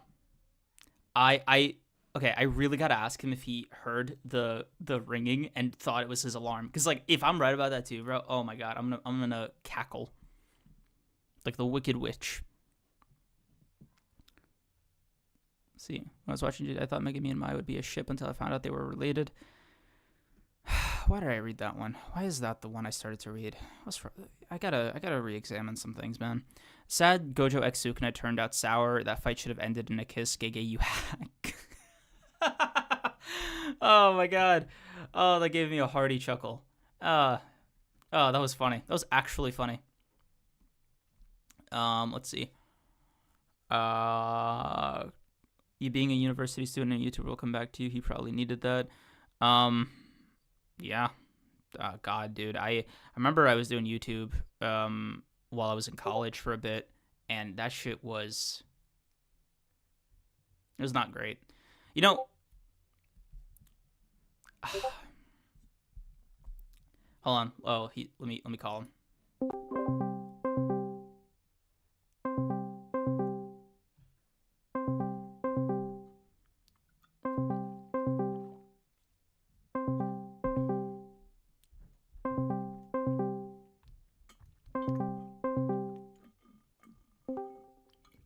Morning. Good morning. Oh, I'm sorry, man. It's not supposed to be this way. It, Supposed to take a quick nap before stream, rejuvenate some energy, and fucking keep it pushing, bro. And it it's fine, bro. Like we can talk a little bit after, but dude, I just want you to settle a bet that I made with chat, right? Just tell me the truth, okay? oh, okay, Okay. yeah, what's up? So I bet them that not only were you asleep, right? So I got that one right, off Mhm. rip. You know, patted myself on the Yeah. back for that one. But Mm-hmm. uh, every time you got the Discord ring, like you thought it was your alarm and rejected the call because you thought you were putting it on snooze. You are incorrect about that Ah, damn because it! I got it greedy. was I got greedy. it was worse than that. It was worse than Ooh, that. okay, okay. My phone doesn't make a noise when I have Discord calls. Ooh. So I didn't hear anything. Like my phone like went off, but it just vibrated anytime you called. So there there really was no hope, man. I was cooked. I just shouldn't have laid down. I'm kind of pissed at myself because I really shouldn't have just laid down, right? But I hadn't gone to sleep. I think just period to end to that just an end to that sentence. I just hadn't gone to sleep. Yeah, no, I do. And I saw you pulled like what a 14-hour all nighter. Like bro. I saw the notification for your video going up. uh-huh. And I was like, oh yeah, no, this guy. He clicked the upload button and just knocked out right there. That would be very correct. That would be a very correct assessment. Yeah. I still apologize because holy shit, that is dude, I woke up and like it was like it didn't really set in how late I was for a little bit because I woke up and I was still groggy. I'm like, damn, nice little nap.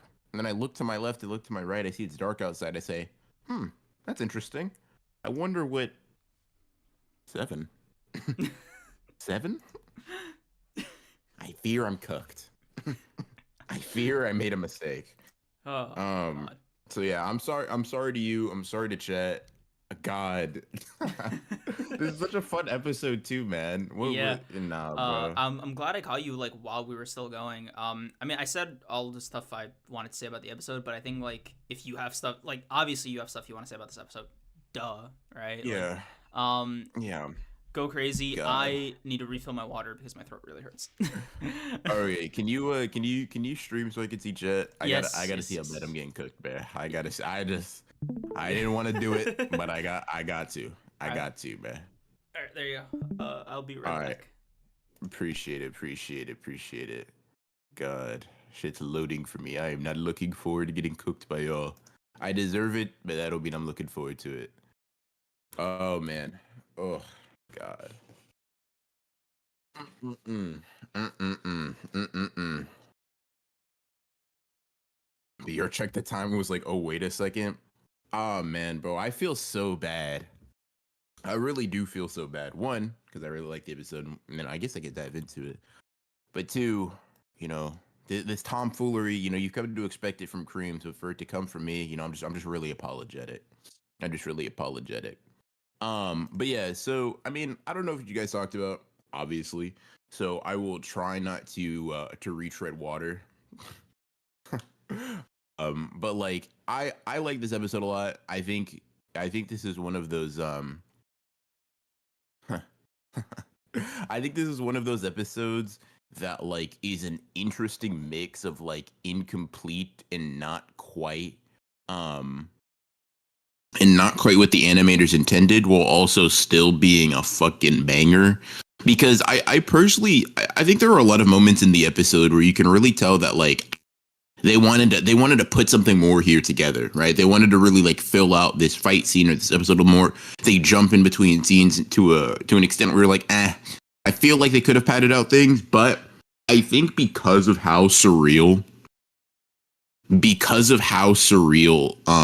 like the entire fight is, any like minor gap in just this like interpretation or like any minor leap in logic can almost just be assuaged by the fact that everything is just so free and it is currently so free in like what's the word, like loose in its borders.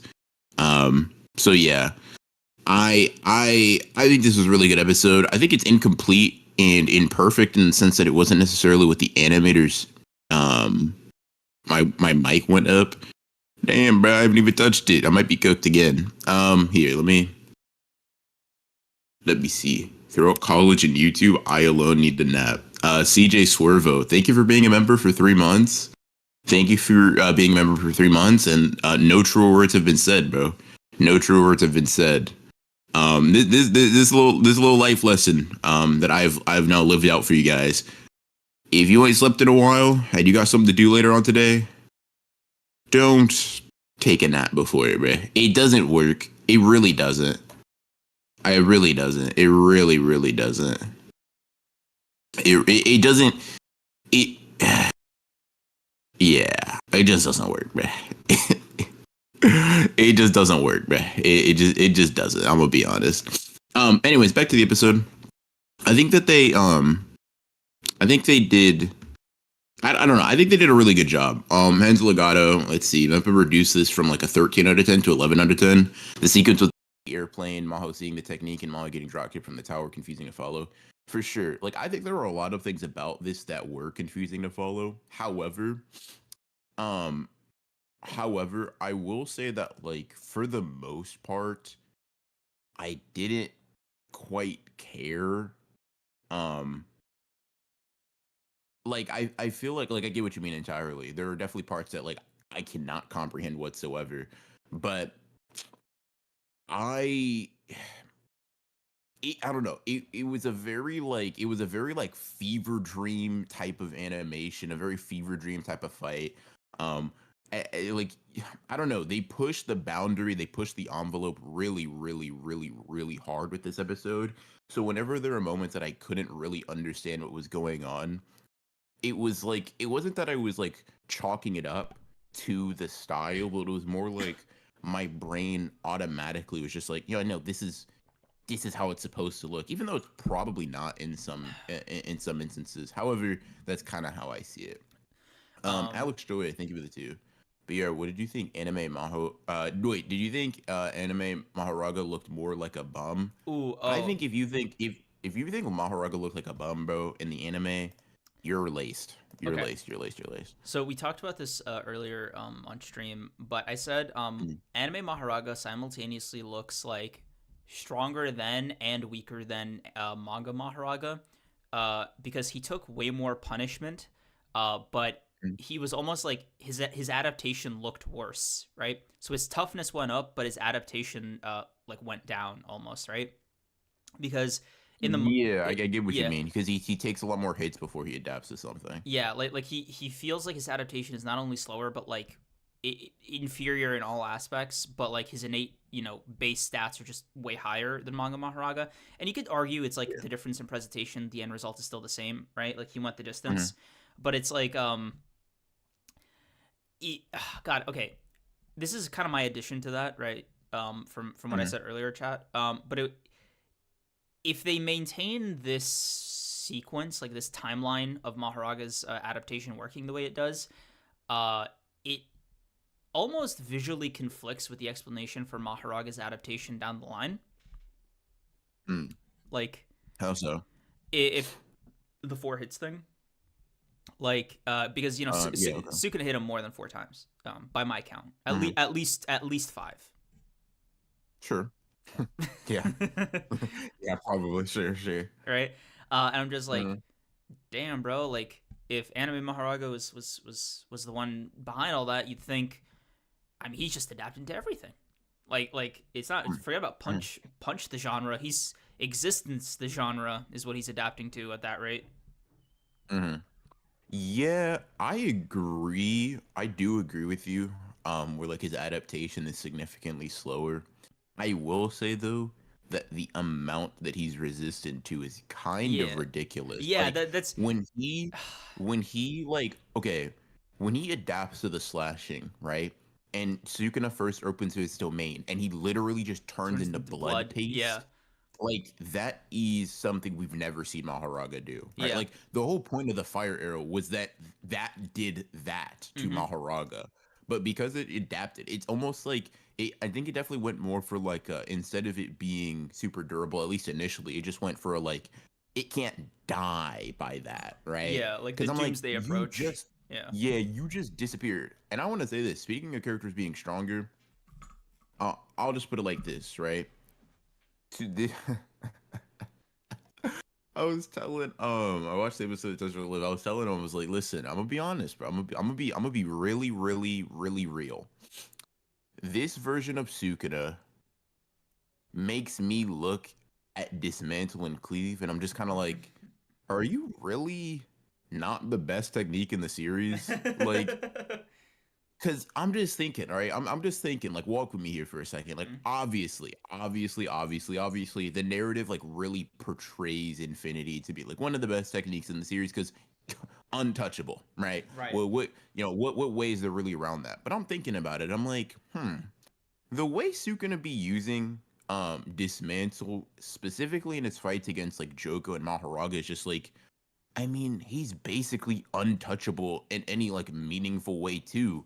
'Cause you know how many times the characters grabbed him and then they just have 40 new parts to their arm Yeah. and 40 new parts to their head. I'm just like, he just uses it with such like Precision, grace. Yeah. skill and precision and grit. Like, I'm like, why do you one look so cool? That pisses me off. Mm. And two, why do you look so like? The only word that comes to mind is like elegant, Yes. tearing people Oh, apart, man. beautiful even. Uh, because like, Yeah, I'm like, bro, what is going on here? like I was thinking about that beautiful comment. Like while I was watching this fight, no specific spoilers, right? But it was just like it's been on my mind since it happened, and I think like the additional scene where they had Sukuna summon a new mouth to hold the blade. Mm, I was like, God, bro, yeah. I was like, God. oh wait, okay. I'm like it's like I can imagine why it's annoying to fight this guy. Like, Yeah, bro. Yeah. It's like it's dude, and the thing is, I was always thinking this when I watched the video, bro. I was thinking this when I watched the video, or not the video, sorry, the episode. mm, I like, hard about this. I really, really, and this is content I've already seen. I've read the manga, right? I've read the manga. You know, I've read the manga. right. I've been read it. It's not even like recent material. The anime, the anime's portrayal of Sukuna exclusively might have just bumped him up like two spots on my personal JJK favorite character list. And one, Really love to Sukuna's see. Okay. Sukuna's all Sukuna's already received like a recent bump because of like manga Manga. shit or Yeah. whatever, Right. right? But like he- God, bro, he's so dramatic, and I mean that in the best way. It's Mm. so funny. Like, Like, bro, he is it's like, bro, comically evil. you Like, you came out with a soda and popcorn after you got sent in a building? No, bro. Because the the reason is for no other reason than vibes, bro. You didn't need that. You didn't like how it tasted. Because here's my thought, right? I was almost scared. I was almost worried to some extent, right? Because I was like, oh damn, they had him and Mahoraga go fly. They're not gonna try to make him look relative, are they? And then he came out with a drink and popcorn. I was like, Yeah, oh, oh god, dude. that was a silly fear, bro. Dude, listen. Backhand springing up a building should be illegal. Yep. That's too cool. I That's too, just dude. That and I'm literally scrolling through the episode, rewatching certain clips. Right, Mahoraga is doing butterfly strokes up the building. What mm-hmm. are we doing? Dude, I like there Nah, was an earlier bro. super chat that was like the fucking kaiju size Mahoraga bit was nuts, dude. Like Yeah, I was like, okay, are they just changing this whole fight? yeah, bro. I was it was quite crazy because the thing is he just keeps changing size. Like one point, it's not that Sukuna and Mahoraga are like particularly close in size, but it's just more like a giant person and then a person, right. and then it's like, hold on, did you just grab the train Yeah. with one of One your of your hands? hands. Yeah. I'm like, huh? Yeah, huh, Yeah. huh? Bro, Yeah, nah, bro. okay, I was holding off on this reference cuz like chat wouldn't get it. And explaining it is just so I don't know, dorky to me. Okay. Mm, You know how Sukuna and like made that little fucking truck tornado? yeah, And yeah. you know how Toji just like kicked a truck and we were losing our minds the other week? Yep. Okay. So this means Sukuna is at least 3 car level, right? Three car level, of course. Mhm. So you know, bro. Like, so I think that makes him low multiversal, high multiversal. Like, how I, we moving? I think so. I think it's like I think it's high multiversal, right? Because there are not very many characters in fiction that are like 3 car level. You know what I mean? Right, It's one of those yeah, things you got to really make sure you take into account because it's like 3 cars, not two, but three. yeah. It's Jesus. the same rule as like with eggs, right? Like 2 eggs is like you're in a famine. 3 eggs, this is more food than ever intended for man, right? Oh Um, yeah. yeah. It just the magic number is 2.5 eggs, right? That's the perfect amount of food. Um, and this is too many car, you know. Too many car. Yeah, Yeah, literally too strong. Literally too powerful. yeah. It's kind of ridiculous actually. But yeah. God, bro, I'm just like that episode was so crazy. They were just like it really feels like they were just doing shit. Like they like, and obviously, um, conditions are literally only getting worse in there. But man, it's so crazy to to still see that um what's the word I'm looking for? It's so crazy to see that the talent at Mappa was able to pull out something like on this level. Yeah. Um, I've been noticing you're making more of a concerted effort to make that distinction, which I appreciate. yeah, yeah. Um, yeah, man. I don't know why it kind of like came to me. I was just, walking around in a daze, like on campus this morning, and I was like, oh damn, thinking Mappa is kind of crazy because I just made the YouTube correlation. I was like, no, that is kind of nuts. Yeah, Like, not even on some like judgment shit, like how dare you, but like I think it's more of like a once you kind of make that distinction or that realization, it's because like, it's really like oh I mean, for me, it was like, oh, yeah, they're no, doing this in spite of Mappa. Like, yeah, not because of them, yeah. 100%. And I think Yeah, somebody asked me about this, but I was less informed on it. You might be, you might not be. Well, I guess we'll see. mm. So no pressure or anything. No, yeah, 100%. Yeah. They mentioned like next week's episode is like is it on hiatus? Like what's happening with it? And I just said, from my understanding, the worry is that next week's episode just won't be possible, or like that's when the basically that's when the schedule or lack thereof catches up with the quality. that they've been like essentially you know how like they're working until like the night before, right? Yeah, That's that won't be possible anymore from yeah, here on out, like the basically. rate basically gets exceeded next episode. That was my Yeah, headcanon. and I don't know that's if and that's kind of what I heard, that like the production falls apart here unless they stop. So and yeah, that's definitely something I have heard. I'm trying to be pretty careful about like what's the word I'm looking for? Like jumping the definitive, gun on yeah. certain shit like that, because people are just saying stuff of like, whatever. People are just talking. I'm trying to make sure that like if I do say something, it is very general, and it would be something I stand by, even if specific bits of information I've heard today are wrong, or make sure it's like coming from the animators themselves or whatever. So, but I will say this, I have heard a similar thing that like it's basically impossible to keep that up here.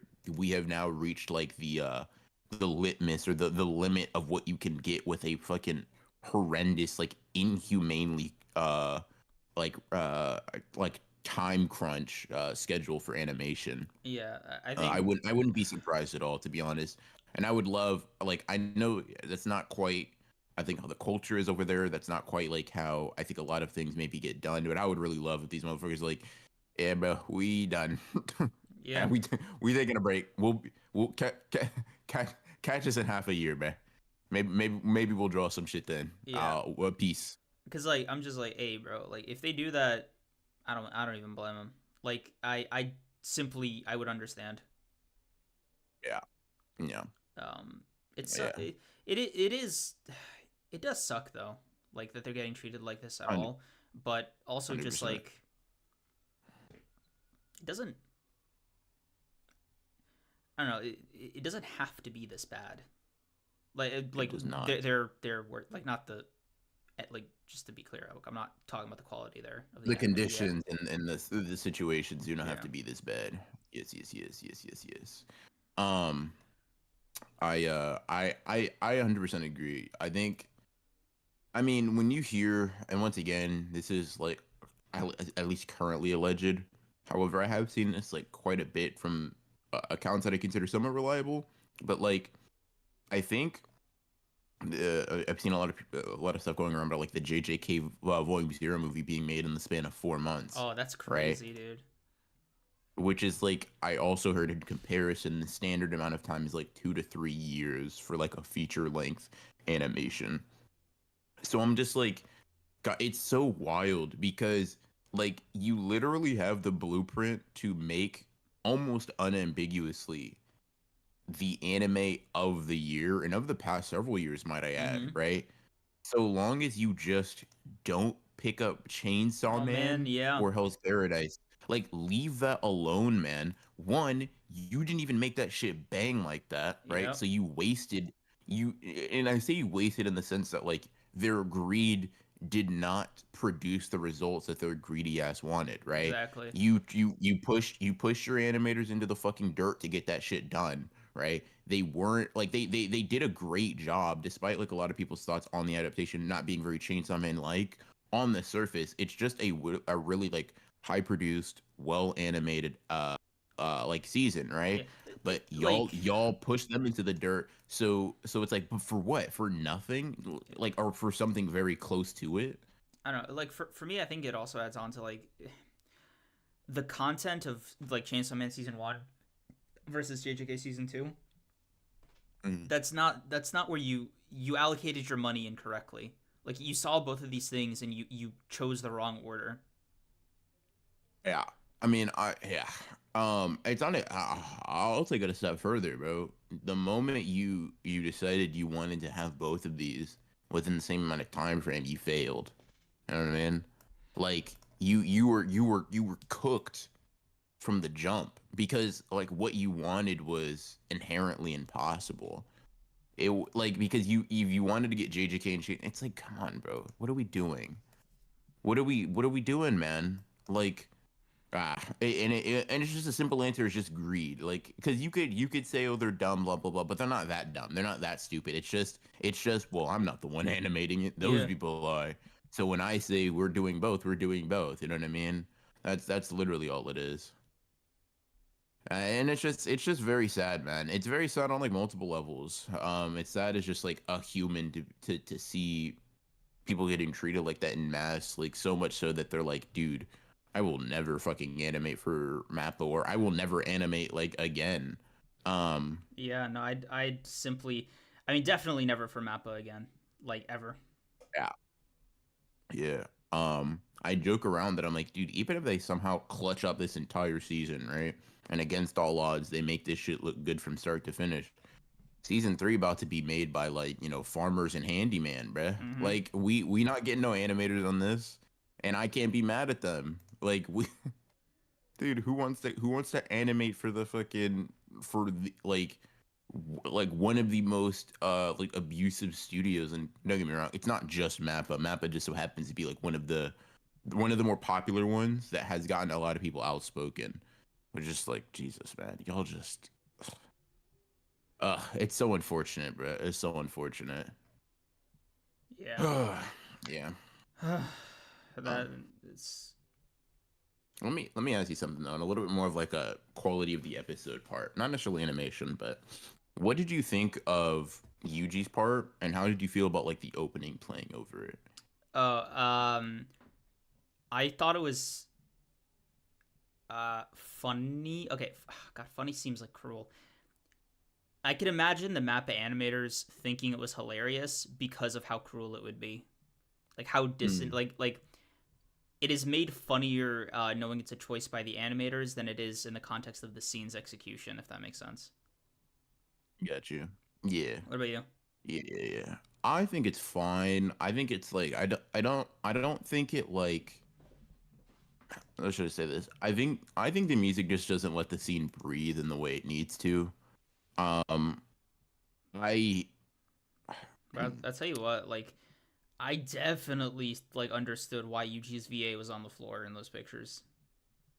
yeah, I feel like I'm gonna be real. I really do hope we get like a reanimation or like a Yeah, the Blu-ray, the Blu-ray buff. Yeah, well, not necessarily Blu-ray buff, more like the like end of last episode being a different sort of vibe in the beginning of the next episode, kind of like Toji's return, right? Where it's like we see that twice. Um and the first version is a little bit more, what's the word I'm looking for? It rough. is a little bit more like bare bones than the new part. And the reason I say that is just because one, I think we he had a little bit more inner monologuing, like specifically about like helping people, blah blah blah, et cetera, et cetera, et cetera. And I also just need Junya Inoki to just cook the fuck out of that scene, Yeah, like by himself. Bro. I'm gonna be honest. Like that's what my ears need to hear. I need desperation. I need pure and utter self hatred. I need it. It's gonna hurt me, but I need it. I yeah, need. I just need it because he's cooking, and the music isn't necessarily the worst choice in the world. I, however, just think that I'm like, it doesn't allow his voice acting to stand on its own and really show the emotionality of the character to me. That cut though, from all of that destruction to Yuji, sick. That's disgusting. yeah. Very sick cut, bro. Very, very, very bad. God. Yeah. Speaking of I, okay, what did you think of Maharaga's death scene? I'm kind of mixed on it. I okay, you know when Mahoraga looks up to see the flame in the manga, is that quite Hmm. like in the anime? It's a little bit more impersonal, right? I don't know if I Hmm. like it. It's a different approach, right, to the same scene. I Hmm. said I could see like Mappa's case for it being something like honoring Gege's portrayal of Sukuna as this like otherworldly, awakened jujutsu deity thing. And you're not really Hmm. supposed to like understand the things he does, right? But on the other Hmm. hand, I don't know, like maybe because like the style was so messy, I felt like that was the scene where like you slow down and like you kind of show us the you kind of hold our hand there, show it to us like a little bit slower. I don't know. What, Hmm. what, what did you think? I don't know. I think it's cool. I think it's very obvious that this is the most unpolished or like unfinished part of the episode. Um, but I don't know. I think more it feels very much more like a Sukuna display than it does a Mahoraga death, if that makes sense. Um Okay, maybe interesting. maybe not. It's very much more like, no, this is what the King of Curses can do, rather than this is what it takes to kill Mahoraga. Is the vibe I got Right. personally. Interesting. Okay, so yeah, Like, oh, it's you a just different. happen to Yeah. be here while I cooked, right? Right. Um, You. yeah. Yeah. Yeah, you and all the other humans. Like it don't go, like, sorry, my fault. Did I point that at you? My bad, bruh. Yeah. This My this was bad. My this was finger yeah, slipped. this was never about you, bro. Like Yeah. it was. Yeah. It's always been about Megami. Yeah, this bigger than you, bruh. This out of your jurisdiction. Yeah. Did Sukuna give you like the vibe immediately after that he was like really, really disappointed or like bored? I um. was talking to Liv about that. Let me show you the scene. It's like, and like it's immediately after the fight, and he's like talking to Haruto or wherever. This is like such an interesting, because it could very well just be like apathy, right? You know, Sukun is evil. His apathetic face could be just be, predisposed to being a little bit more like scary looking or whatever. mm, But this really feels like a different kind of look than the one we see at the end of the Jogo fight.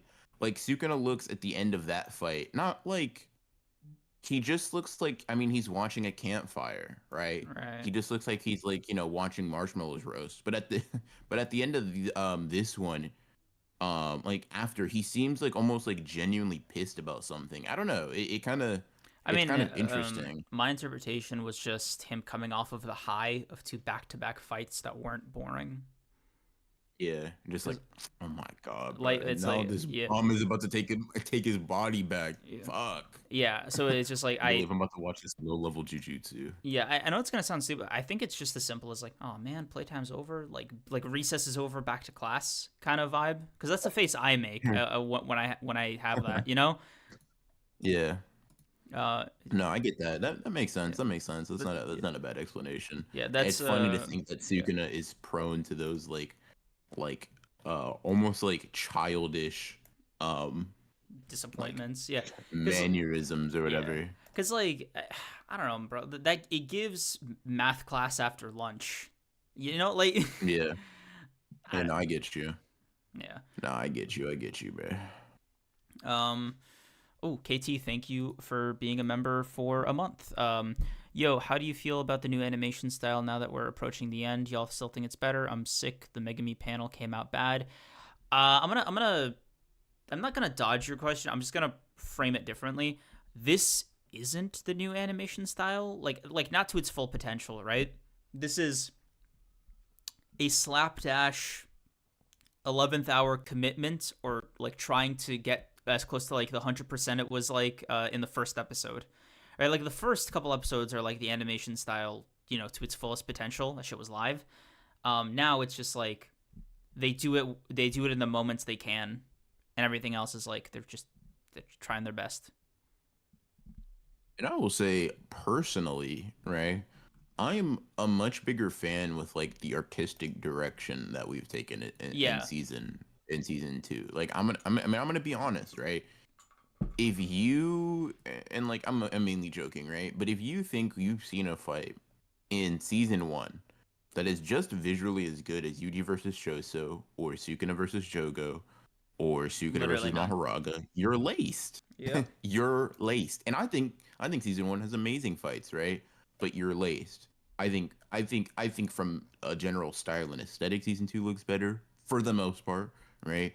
I think in terms of like peaks, season two blows season one out of the water. And although season one definitely has better consistency, the only episodes, in my opinion, that have been even remotely close to what you could consider disappointing are the Grasshopper episode and like Maki, Nanami, and Naobito versus Dagon so far.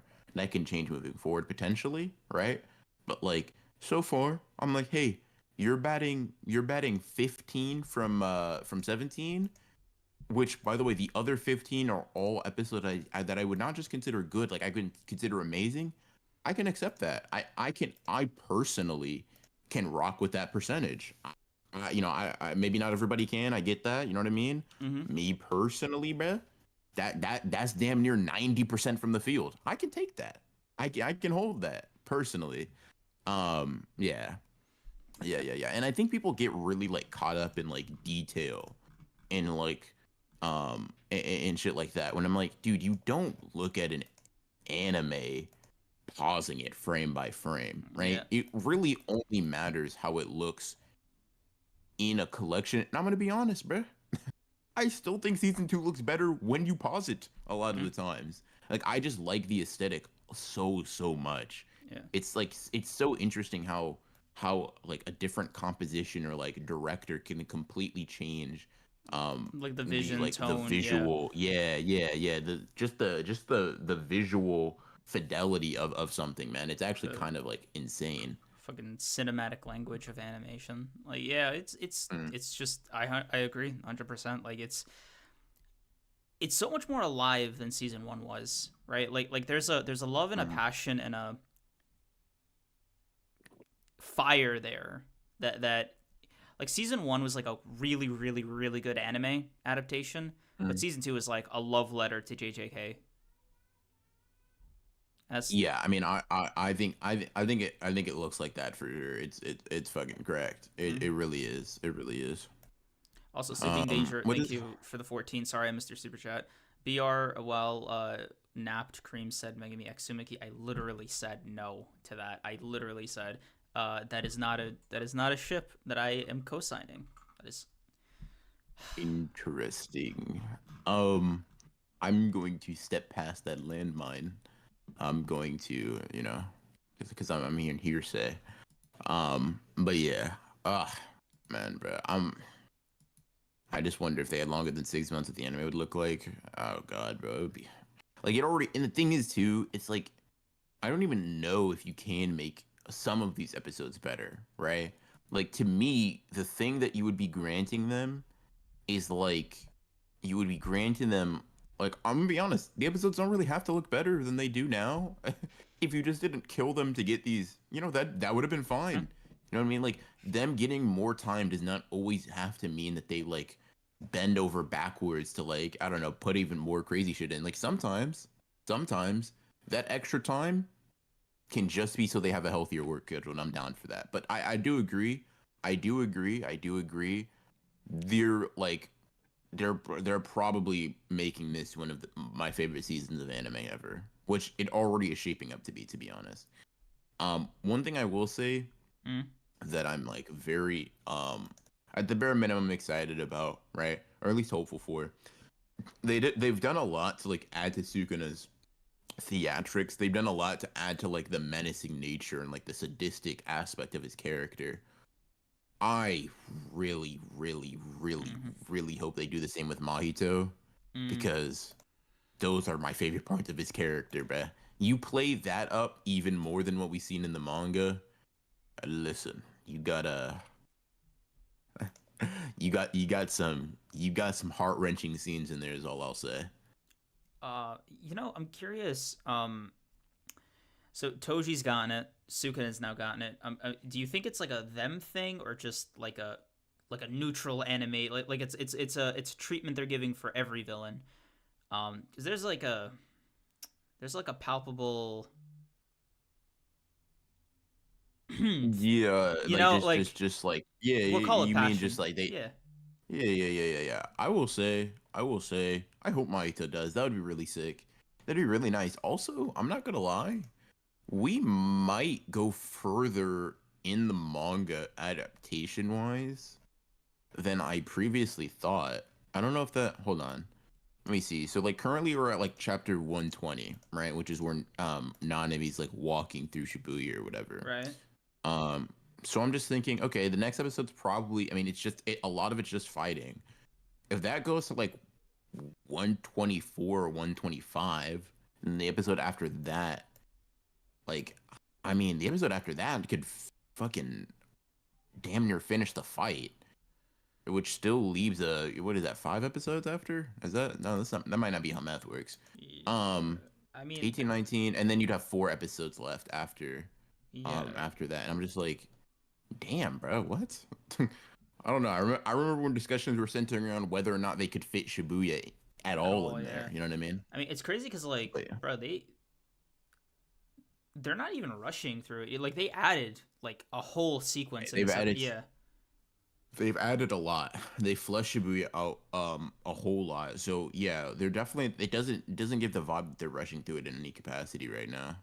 Yeah. Yeah. Like I could see it going to up to at least 137 confidently. Yeah. So yeah, Yeah. I don't think it's too much of a stretch. Um, assuming they don't, you know, Hmm. I don't want to Yeah, jinx no, it. for sure. Yeah. Um, Yeah. I will say one thing. I don't know if you potentially talked about this, but there is let me share the tweet with you. An animator was basically saying like there's a moment where, Sukun is like kicking Mahoraga through like a building or whatever, and he's like the office that he destroys is Mappa's production floor. is that really? Is Um that a thing? yeah, I just sent you the tweet. Oh my god. Um It's a small joke, or rather, here I'll send it to chat too, so they can look at it. cool, cool, cool. There we go. Yeah, Map yeah, is yeah, yeah. magic Very. production floor. It's just the wow. That's fucking gold, man. Yeah, like that's pettiness right there, man. That's pettiness right there. That's I rock with it. I respect it. Um, but yeah, no. Very, very, very, very, very, very, very wild. I don't know, man. This episode was really hard. Let's see, let's see. Yeah. I'm not ready for the screaming back and forth. I'll tell you that right now, man. Yeah, no, it's What gonna are be you? I can hear you just fun. fine. Listen. Now when I start when I start crying, what are they gonna pay for my therapy? They gonna pay for my therapy? Is that what's gonna happen? I don't know, bro. I don't know. Yeah, no, I don't know. I don't know. they're gonna have to answer for some things. I think. Yeah. Yeah. Um. Yeah. It's it's not really looking all that great, man. Mm-hmm. It's not really looking all that great for my mental health. I'm gonna be honest. I'm gonna be honest. But Oh, yeah, man. I don't know. This is a really solid episode. 100%.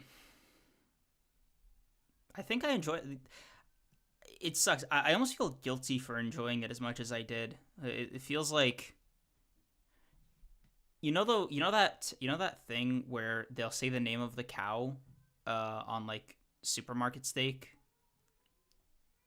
Mm, So, in like a eat vegan yeah, type of yeah, way. You yeah, mean? yeah. Yeah. It's sort of what it feels like.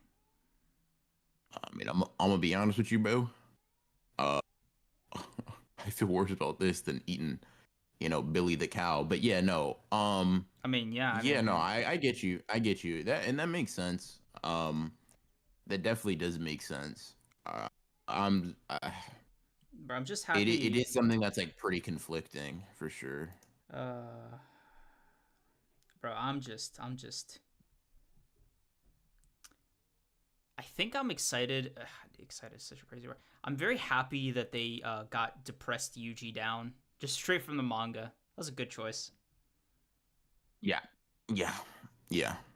So do we tell Beer that Yaga scales to Sukuna? Um, Yeah, because like he comprehended like Sukuna's presence and back. He was just like, no, that was Sukuna, not Yuji, and all that. And it's just like, obviously Yaga scales to at least low level 15 finger Sukuna. Um, so yeah, about bro. like car door level around. Car door level? Yeah, yeah, something like that. Something Yeah. like that. So I mean, my logic was just like, oh, okay, cool. Fuck you doing out here? They need you over there, bro. Come on. being being a bum, man. He said, listen, I need to stand guard. No one's coming after Shoko, man.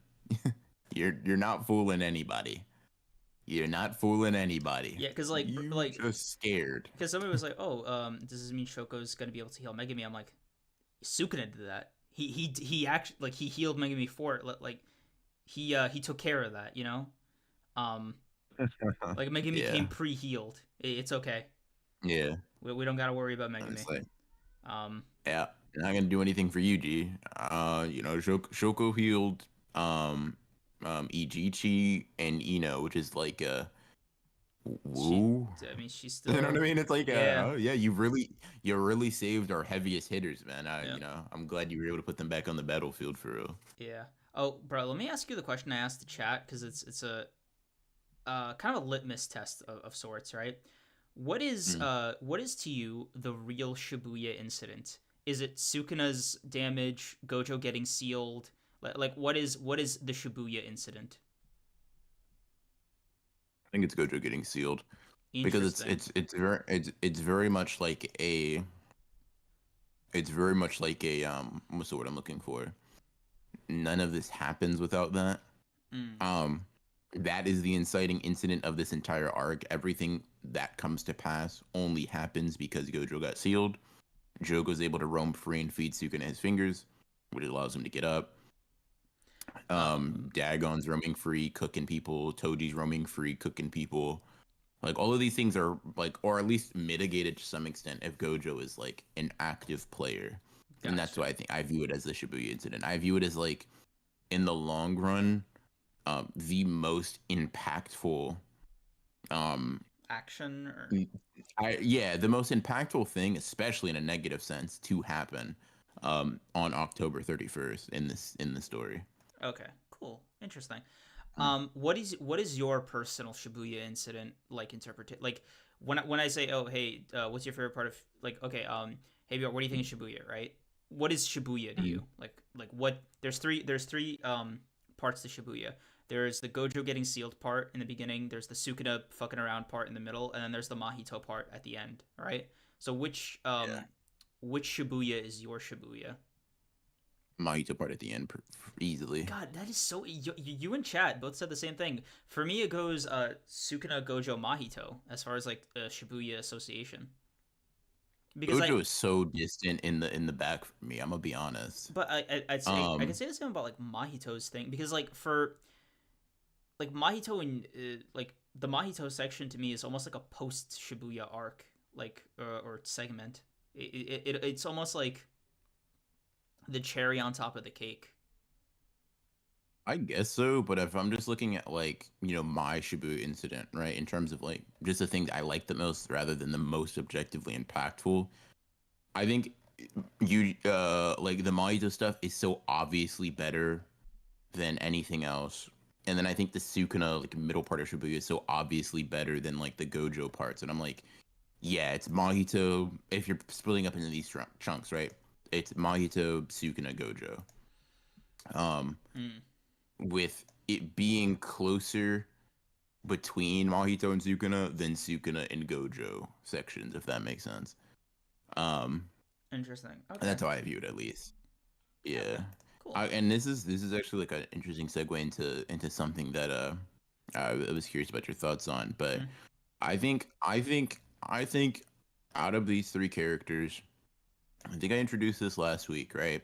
But the ranking is switched up. So in terms of coolest, not favorite, not best, just coolest in the anime, right? mm. I think it's now changed. It's gone Sukuna, Gap, Toji, Gap, Gojo. Like Interesting. that's how it goes in terms of like what the anime has done for their character. Because Gojo's cool or whatever, fine, cool, whatever, man. You beat people up. Um, I don't think he's anywhere near what Sukuna was fucking doing. Once Yeah. again, just off of vibes or raw factor. We ain't Yeah. power scaling right No, now. no, no, 100%. Um, Like even as like the biggest Gojo yeah, shell, like I'll say it again. I think the whole point of his portrayal in Shibuya is like the first half of season 2 is just Gojo as the protagonist, basically, right? Uh, yeah. and I'll tell you, the point was, look at how cool this guy is. It was, geez, this kid's going through it, huh? Yikes! Yeah. Sucks to be this guy. You know what one really like frustratingly cool scene for Sukuna is to me? Mm. You know that moment where Sukuna, like I think Mahoraga is like throwing a massive fucking chunk of rock at him or whatever. And Sukuna sits on the god like on this like on this like what I don't know what the fuck he's sitting on, but he's like you see his image on like these screens posted up, just sitting there. I'm like, bro, what? Hold on, I'm gonna show you. I'm gonna see if I can find it real quick. Like, what got you? What got you feeling like this, bro? Like, what are we doing here? Look at this, bro.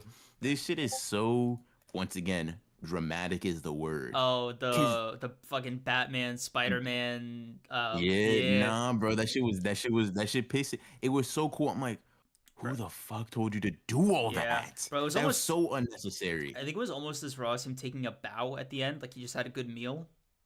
Oh, yeah, no, that was all of that shit bro crossed his legs, pointed. I'm like, did you this motherfucker smile for the camera? What's going on here? God, dude, Um, I really yeah. I have been enjoying like the rise in Sukuna stocks of lately, both on Gege's and Mappa Animators' part. Mm-hmm, Because I think you can prior to let's say the thing in the manga, mm-hmm, Sukuna, you don't get a lot to work with because he's just out of the story for a good chunk of it, right? mm-hmm. But this really helped cement like, yeah, right, you need the genie back in the bottle because like the fuck are we gonna do? Like, I, Yeah. This is a very, very fucking scary genie. Very, uh, very scary genie, guys. yeah. Yeah. So let me ask you a question as like a Naruto fan, or I guess this can apply to other shonen protagonists, but I think specifically Naruto because you have a better understanding of that than I do. So Mhm. if if Naruto got Sukuna as his inner demon, how Mhm. does that change anything? Like is does that have a substantial effect? Just their relationship, their like Naruto's ability to handle Sukuna like emotionally, all that. God, bro is so much weaker. Holy shit. Because Kurama's like a source of power for Okay, Naruto. assume So like the power thing is similar, right? Just purely on like a character level.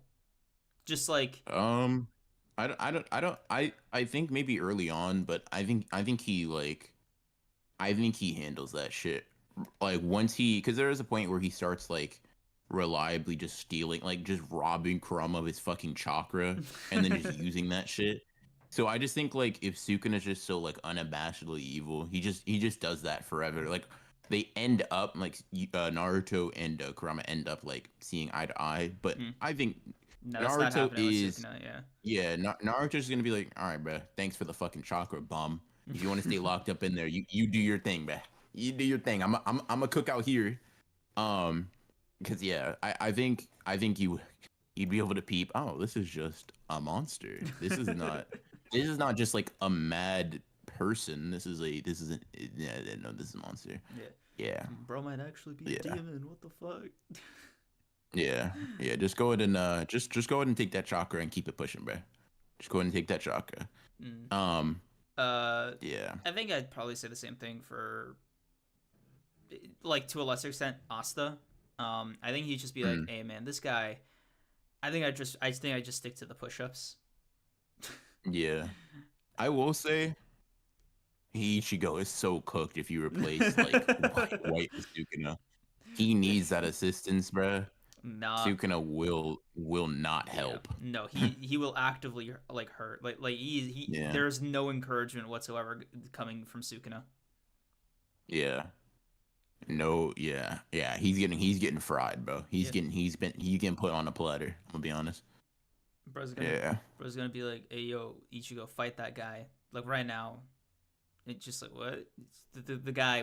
with the cherry blossom. I think you could take him right now. And here I'll give you Bonkai. Wink, wink. Yeah. Nah. Nah. Nah, no, no, no, no. Yeah. Ichigo, because Ichigo, yeah, no. Yeah, no. He's getting cooked. He's getting cooked, bro. He's getting cooked. No, no.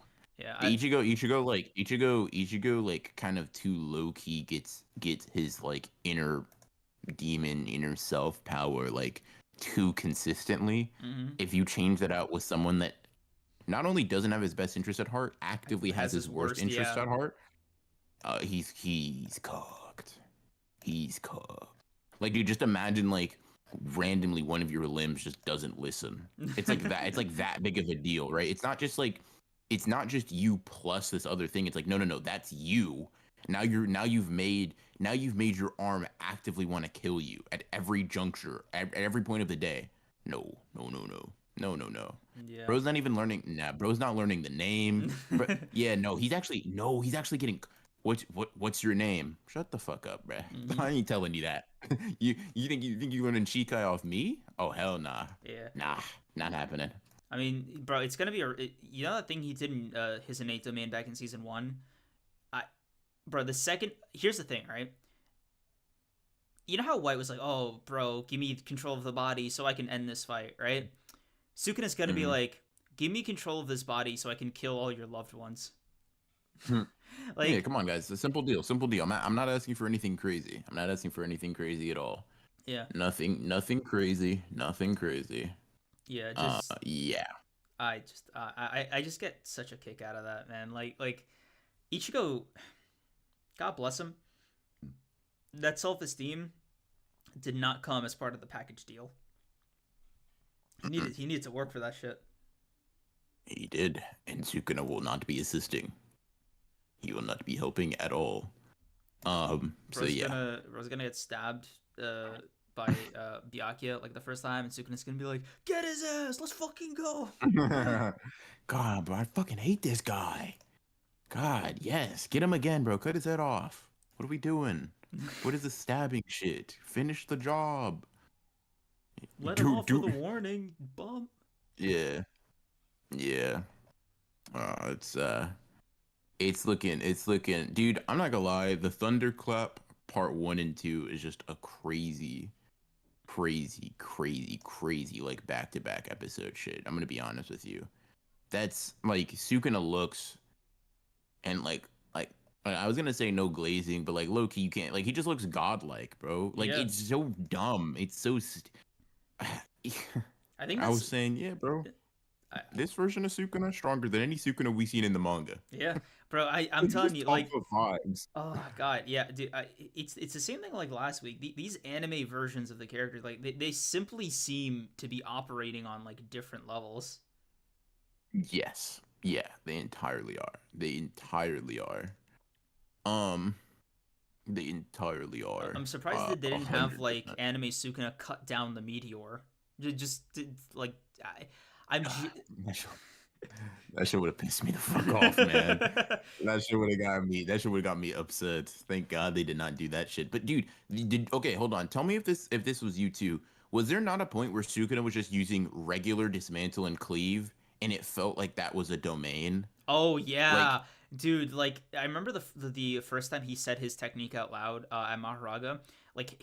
Damn near his chest just came flying off, and like the bit where Mahoraga put his head back together, I was like, mm. damn, bro, you Dude, like, the cake bro, dismantle, so crazy, so actually insane. cold. Yeah, because like I think like Sukuna's fighting style really like showing it instead of like in moving really cemented for me. Yeah, Hmm. no, this the technique is just like part of the attack, right? It's not like a thing he does by itself. So he'll come at you like punching and kicking, but like the cleave and dismantles are coming with him. Like that Yeah, shit he'll is not also sold just send a separately. couple of he'll just send also a couple of dozen, invisible slashes your way too. Yeah, I mean, Yeah, it's because it's like treacherous, man. the thing is, Sukuna's not relying on them. Like he just does that, right? Like in the same way, he's not relying on like his punches to kill you on their own. He's just like, yeah, no, it's a package deal, bro. It's a two for Yeah, one. 2 for 1, bro. 2 for 1 bargain sale. Yeah, it's kind of wild, kind of crazy. I think let me God. see some of these super chats. Subi Ninja thing for the 14. Would Gojo kill 15 Finger Sukuna if he came out? Probably. 15 Finger Sukuna. I mean, yeah. Not this one. Yeah, not the Nah, I'm anime just one, but yeah, I mean like not the anime one, bro. But yeah. like, yeah, no, like manga, sure. Like, yeah, that's kind of yeah, yeah, like yeah. Bro, you think Not the Gege anime one though. you think Gege ever watches these episodes and he just quietly like mutters, "Why the fuck didn't I think of that?" Like I think he's and I'm not quietly mutters. I think he's like said that in like his like after episode sketches where he like gives his thoughts. I think he did that with Yuji versus Choso. Like, I didn't even think of making him use blood manipulation this way or whatever. And I'm just like that. I wonder how that feels. Right? Yeah. Like, did you, is getting outthunk on your own series, is that cool because how much people are like putting into it thought wise, or do you feel like some sort of pride? Like, how dare you outthink me on my own series? That definitely is I kind mean, of. I'll tell I'm you what really I kind of think. interested. I tell you what I think. I think, thank God I'm still writing this thing. I could just fit it into the manga now. Like, thanks for the idea. Yeah. You know? Yeah, yeah. That I mean, listen, bro, and he listen. I'm gonna say this a lot more things like a lot more Sukuna low diffs make sense to me. And you know what's damn, that's a spoiler. Listen, I'll just say a certain character in the future stepping up to Sukuna with what we seen of him is like, oh no, that's bold as hell. Like it already was. That's bold as hell. Yeah, I don't know. I don't know. Shit's cool. Yeah, he'll be dead before you. Yeah, nah, bro. That's good. That's real. That's real aura. I need. I need. I need to see Mahi go, bruh. I need to see Mahi go. It's I'm locked in. I'm locked in. Uh, as am I. Toxic. My God. Exotic tomato. Thank you for the two. Sukuna snacking mid fight was insane, man. Demonic. Yes, sir. Yes, it was. I don't know. Bro was picky about the food. He said, Yeah, "No, bad juice, yeah. bad popcorn." It's like, damn, bro. Human tastes better. It's like, all right. Yeah, like low key. It's like, damn, bro. I, I, damn, Arame, cook some shit up for me, man. Go kill a couple of people. I'm hungry. Hey, this is gonna sound like okay. This is gonna sound like a psychotic ass. It's only a question Sukuna can really answer, but it just I'm curious, like, if you think it would make sense, right? Uh huh. You think, like, if Sukuna were to eat one of Mahito's transfigured humans, he'd be like, "This tastes better or worse." Like, you think he Um, could taste the difference? 100%. I think Sukun is a connoisseur. So do I. Um, I could of definitely see him humans. like. I could definitely see Arame being like, Master Sukuna. I'm sorry, like a version of like this shit is expired or it has a bad strain or Mhm. something. You know? Yeah, I could see it being like the blue cheese of humans, though. You know what I Oh, mean? like it's a Where it's like delicacy. it's not just like it's not just dead person, but it's like it is it's like or it's like specifically it's closer to being like a sushi or a blue cheese where it's like, yeah, is it different entirely from what, the normal Sukuna menu? Sure, sure, right? However, it is intentionally made that way, you know what I mean? So it's sort of that sort of vibe. I could see something like that. I could see something like that. This is a crazy conversation, Yeah, but yeah, I could see something like that. because like Sukuna, Yeah. I think his problem is like he's a picky eater flavor wise, but he's not a picky eater thing wise. Like he's probably Not up at for all. anything. Yeah. Yeah. Mm. He's like, you transfigured these humans. I can tell you didn't add any fucking seasoning to their souls. Mm-mm. Yeah. I mean, me Yeah, personally, yeah, yeah. I would have simply added salt here, but I guess that's just me. I guess that's just like Yeah. what a chef would do. uh, Salt to taste, man. Salt to taste. yes, What are we sir. doing here? Um, but I want to thank you guys for coming out to this episode. What would you give this episode out of 10? Out of curiosity. It's like a I think I give this like a 9.5. I think I'd give it like a 9.5. Okay, 9.5. okay, because I Um was thinking the same thing. Because for me, like last episode was a 10. I'm just like mhm. it was almost there, but it wasn't quite there. I think like Jogo's death put it over that like point 0.5 valley. There's some emotionality in the Jogo fight that I Yeah, think is lacking here. yeah. I think creatively and like visually, this is like crazier in some moments. And I really do like what they were going for. I wouldn't even consider it a step back. It's more like the motherfuckers like flinched a little bit and their foot shifted back half an inch. Like in terms of like a quality difference, it really is very very similar to me. They work as a crazy 1-2 punch. And once again, I gotta say, seeing another episode that is like on par with, if not better visually than the Yuji versus Shoso episode is not something I was expecting. Hmm. I didn't know that the animators were built like that. Yeah, I'm glad they are. I'm grateful. Yeah. Yeah. Demonagatu, thank you for being a member for 2 months. I think Sukuna could tell the difference between transfigured and normal human taste. The cockroach could tell, and we know that he's smart. Yeah, Koga, um yeah. I think Kogai does kind of taste the difference. Yeah. Yeah, there might be some flavor discrepancies. There might be some You know, flavor discrepancies for sure. this is gonna sound like just a little yes and here, right? I can Hmm. imagine that this could work both ways. I think when they're transfigured in like a visually ugly way, right, like Mahito Hmm. normally does, they would taste worse. But I can imagine Hmm. him also making them taste better. Like I could imagine Junpei like right after Mahito reconfigured his brain. Like I can Hmm. imagine like that being an improvement over like your basic human. Maybe it depends on intent for sure. Yeah. It definitely depends on intent for sure. Yeah. Yeah. Like Sorcerer either tastes worse or better to Sukuna. Yeah, I imagine yeah. Huh. That's a good point. That's a good point. Yeah. Mm-mm-mm. Yeah, bro. This is an amazing episode. This is Mm. an amazing episode. Um. Thank you to all the animators on this one, bro. Y'all Mm-hmm. locked the fuck in. Mm-hmm. Yeah. Thank you guys for coming out to this one. I'm kind of proud of myself for being able to hold down the fort for the first 90 minutes. I was.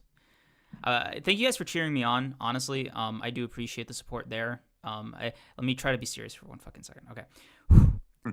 Thank you guys sincerely for saying that. It did mean a lot to me. Uh, will I I will find a way to do that fucking Persona 5 New Game Plus stream that I promised. I think it would be fun. Appreciate you guys. Yeah. Sorry for being late, guys. Unfashionably so, even. Um, you know, that lack of sleep, that lack of sleep cooked me. However, appreciate y'all for stopping by, man. It was still fun for everything that I was able to be on here for. Yeah, thank you guys. We really appreciate it. Mm. We'll see you guys next week. Maybe I don't know. I think we would probably see you next week, but like depends on like Yeah, yeah whether there's an episode to accompany it is not something we know. yeah. We'll find out when you guys find out. All Yeah. right.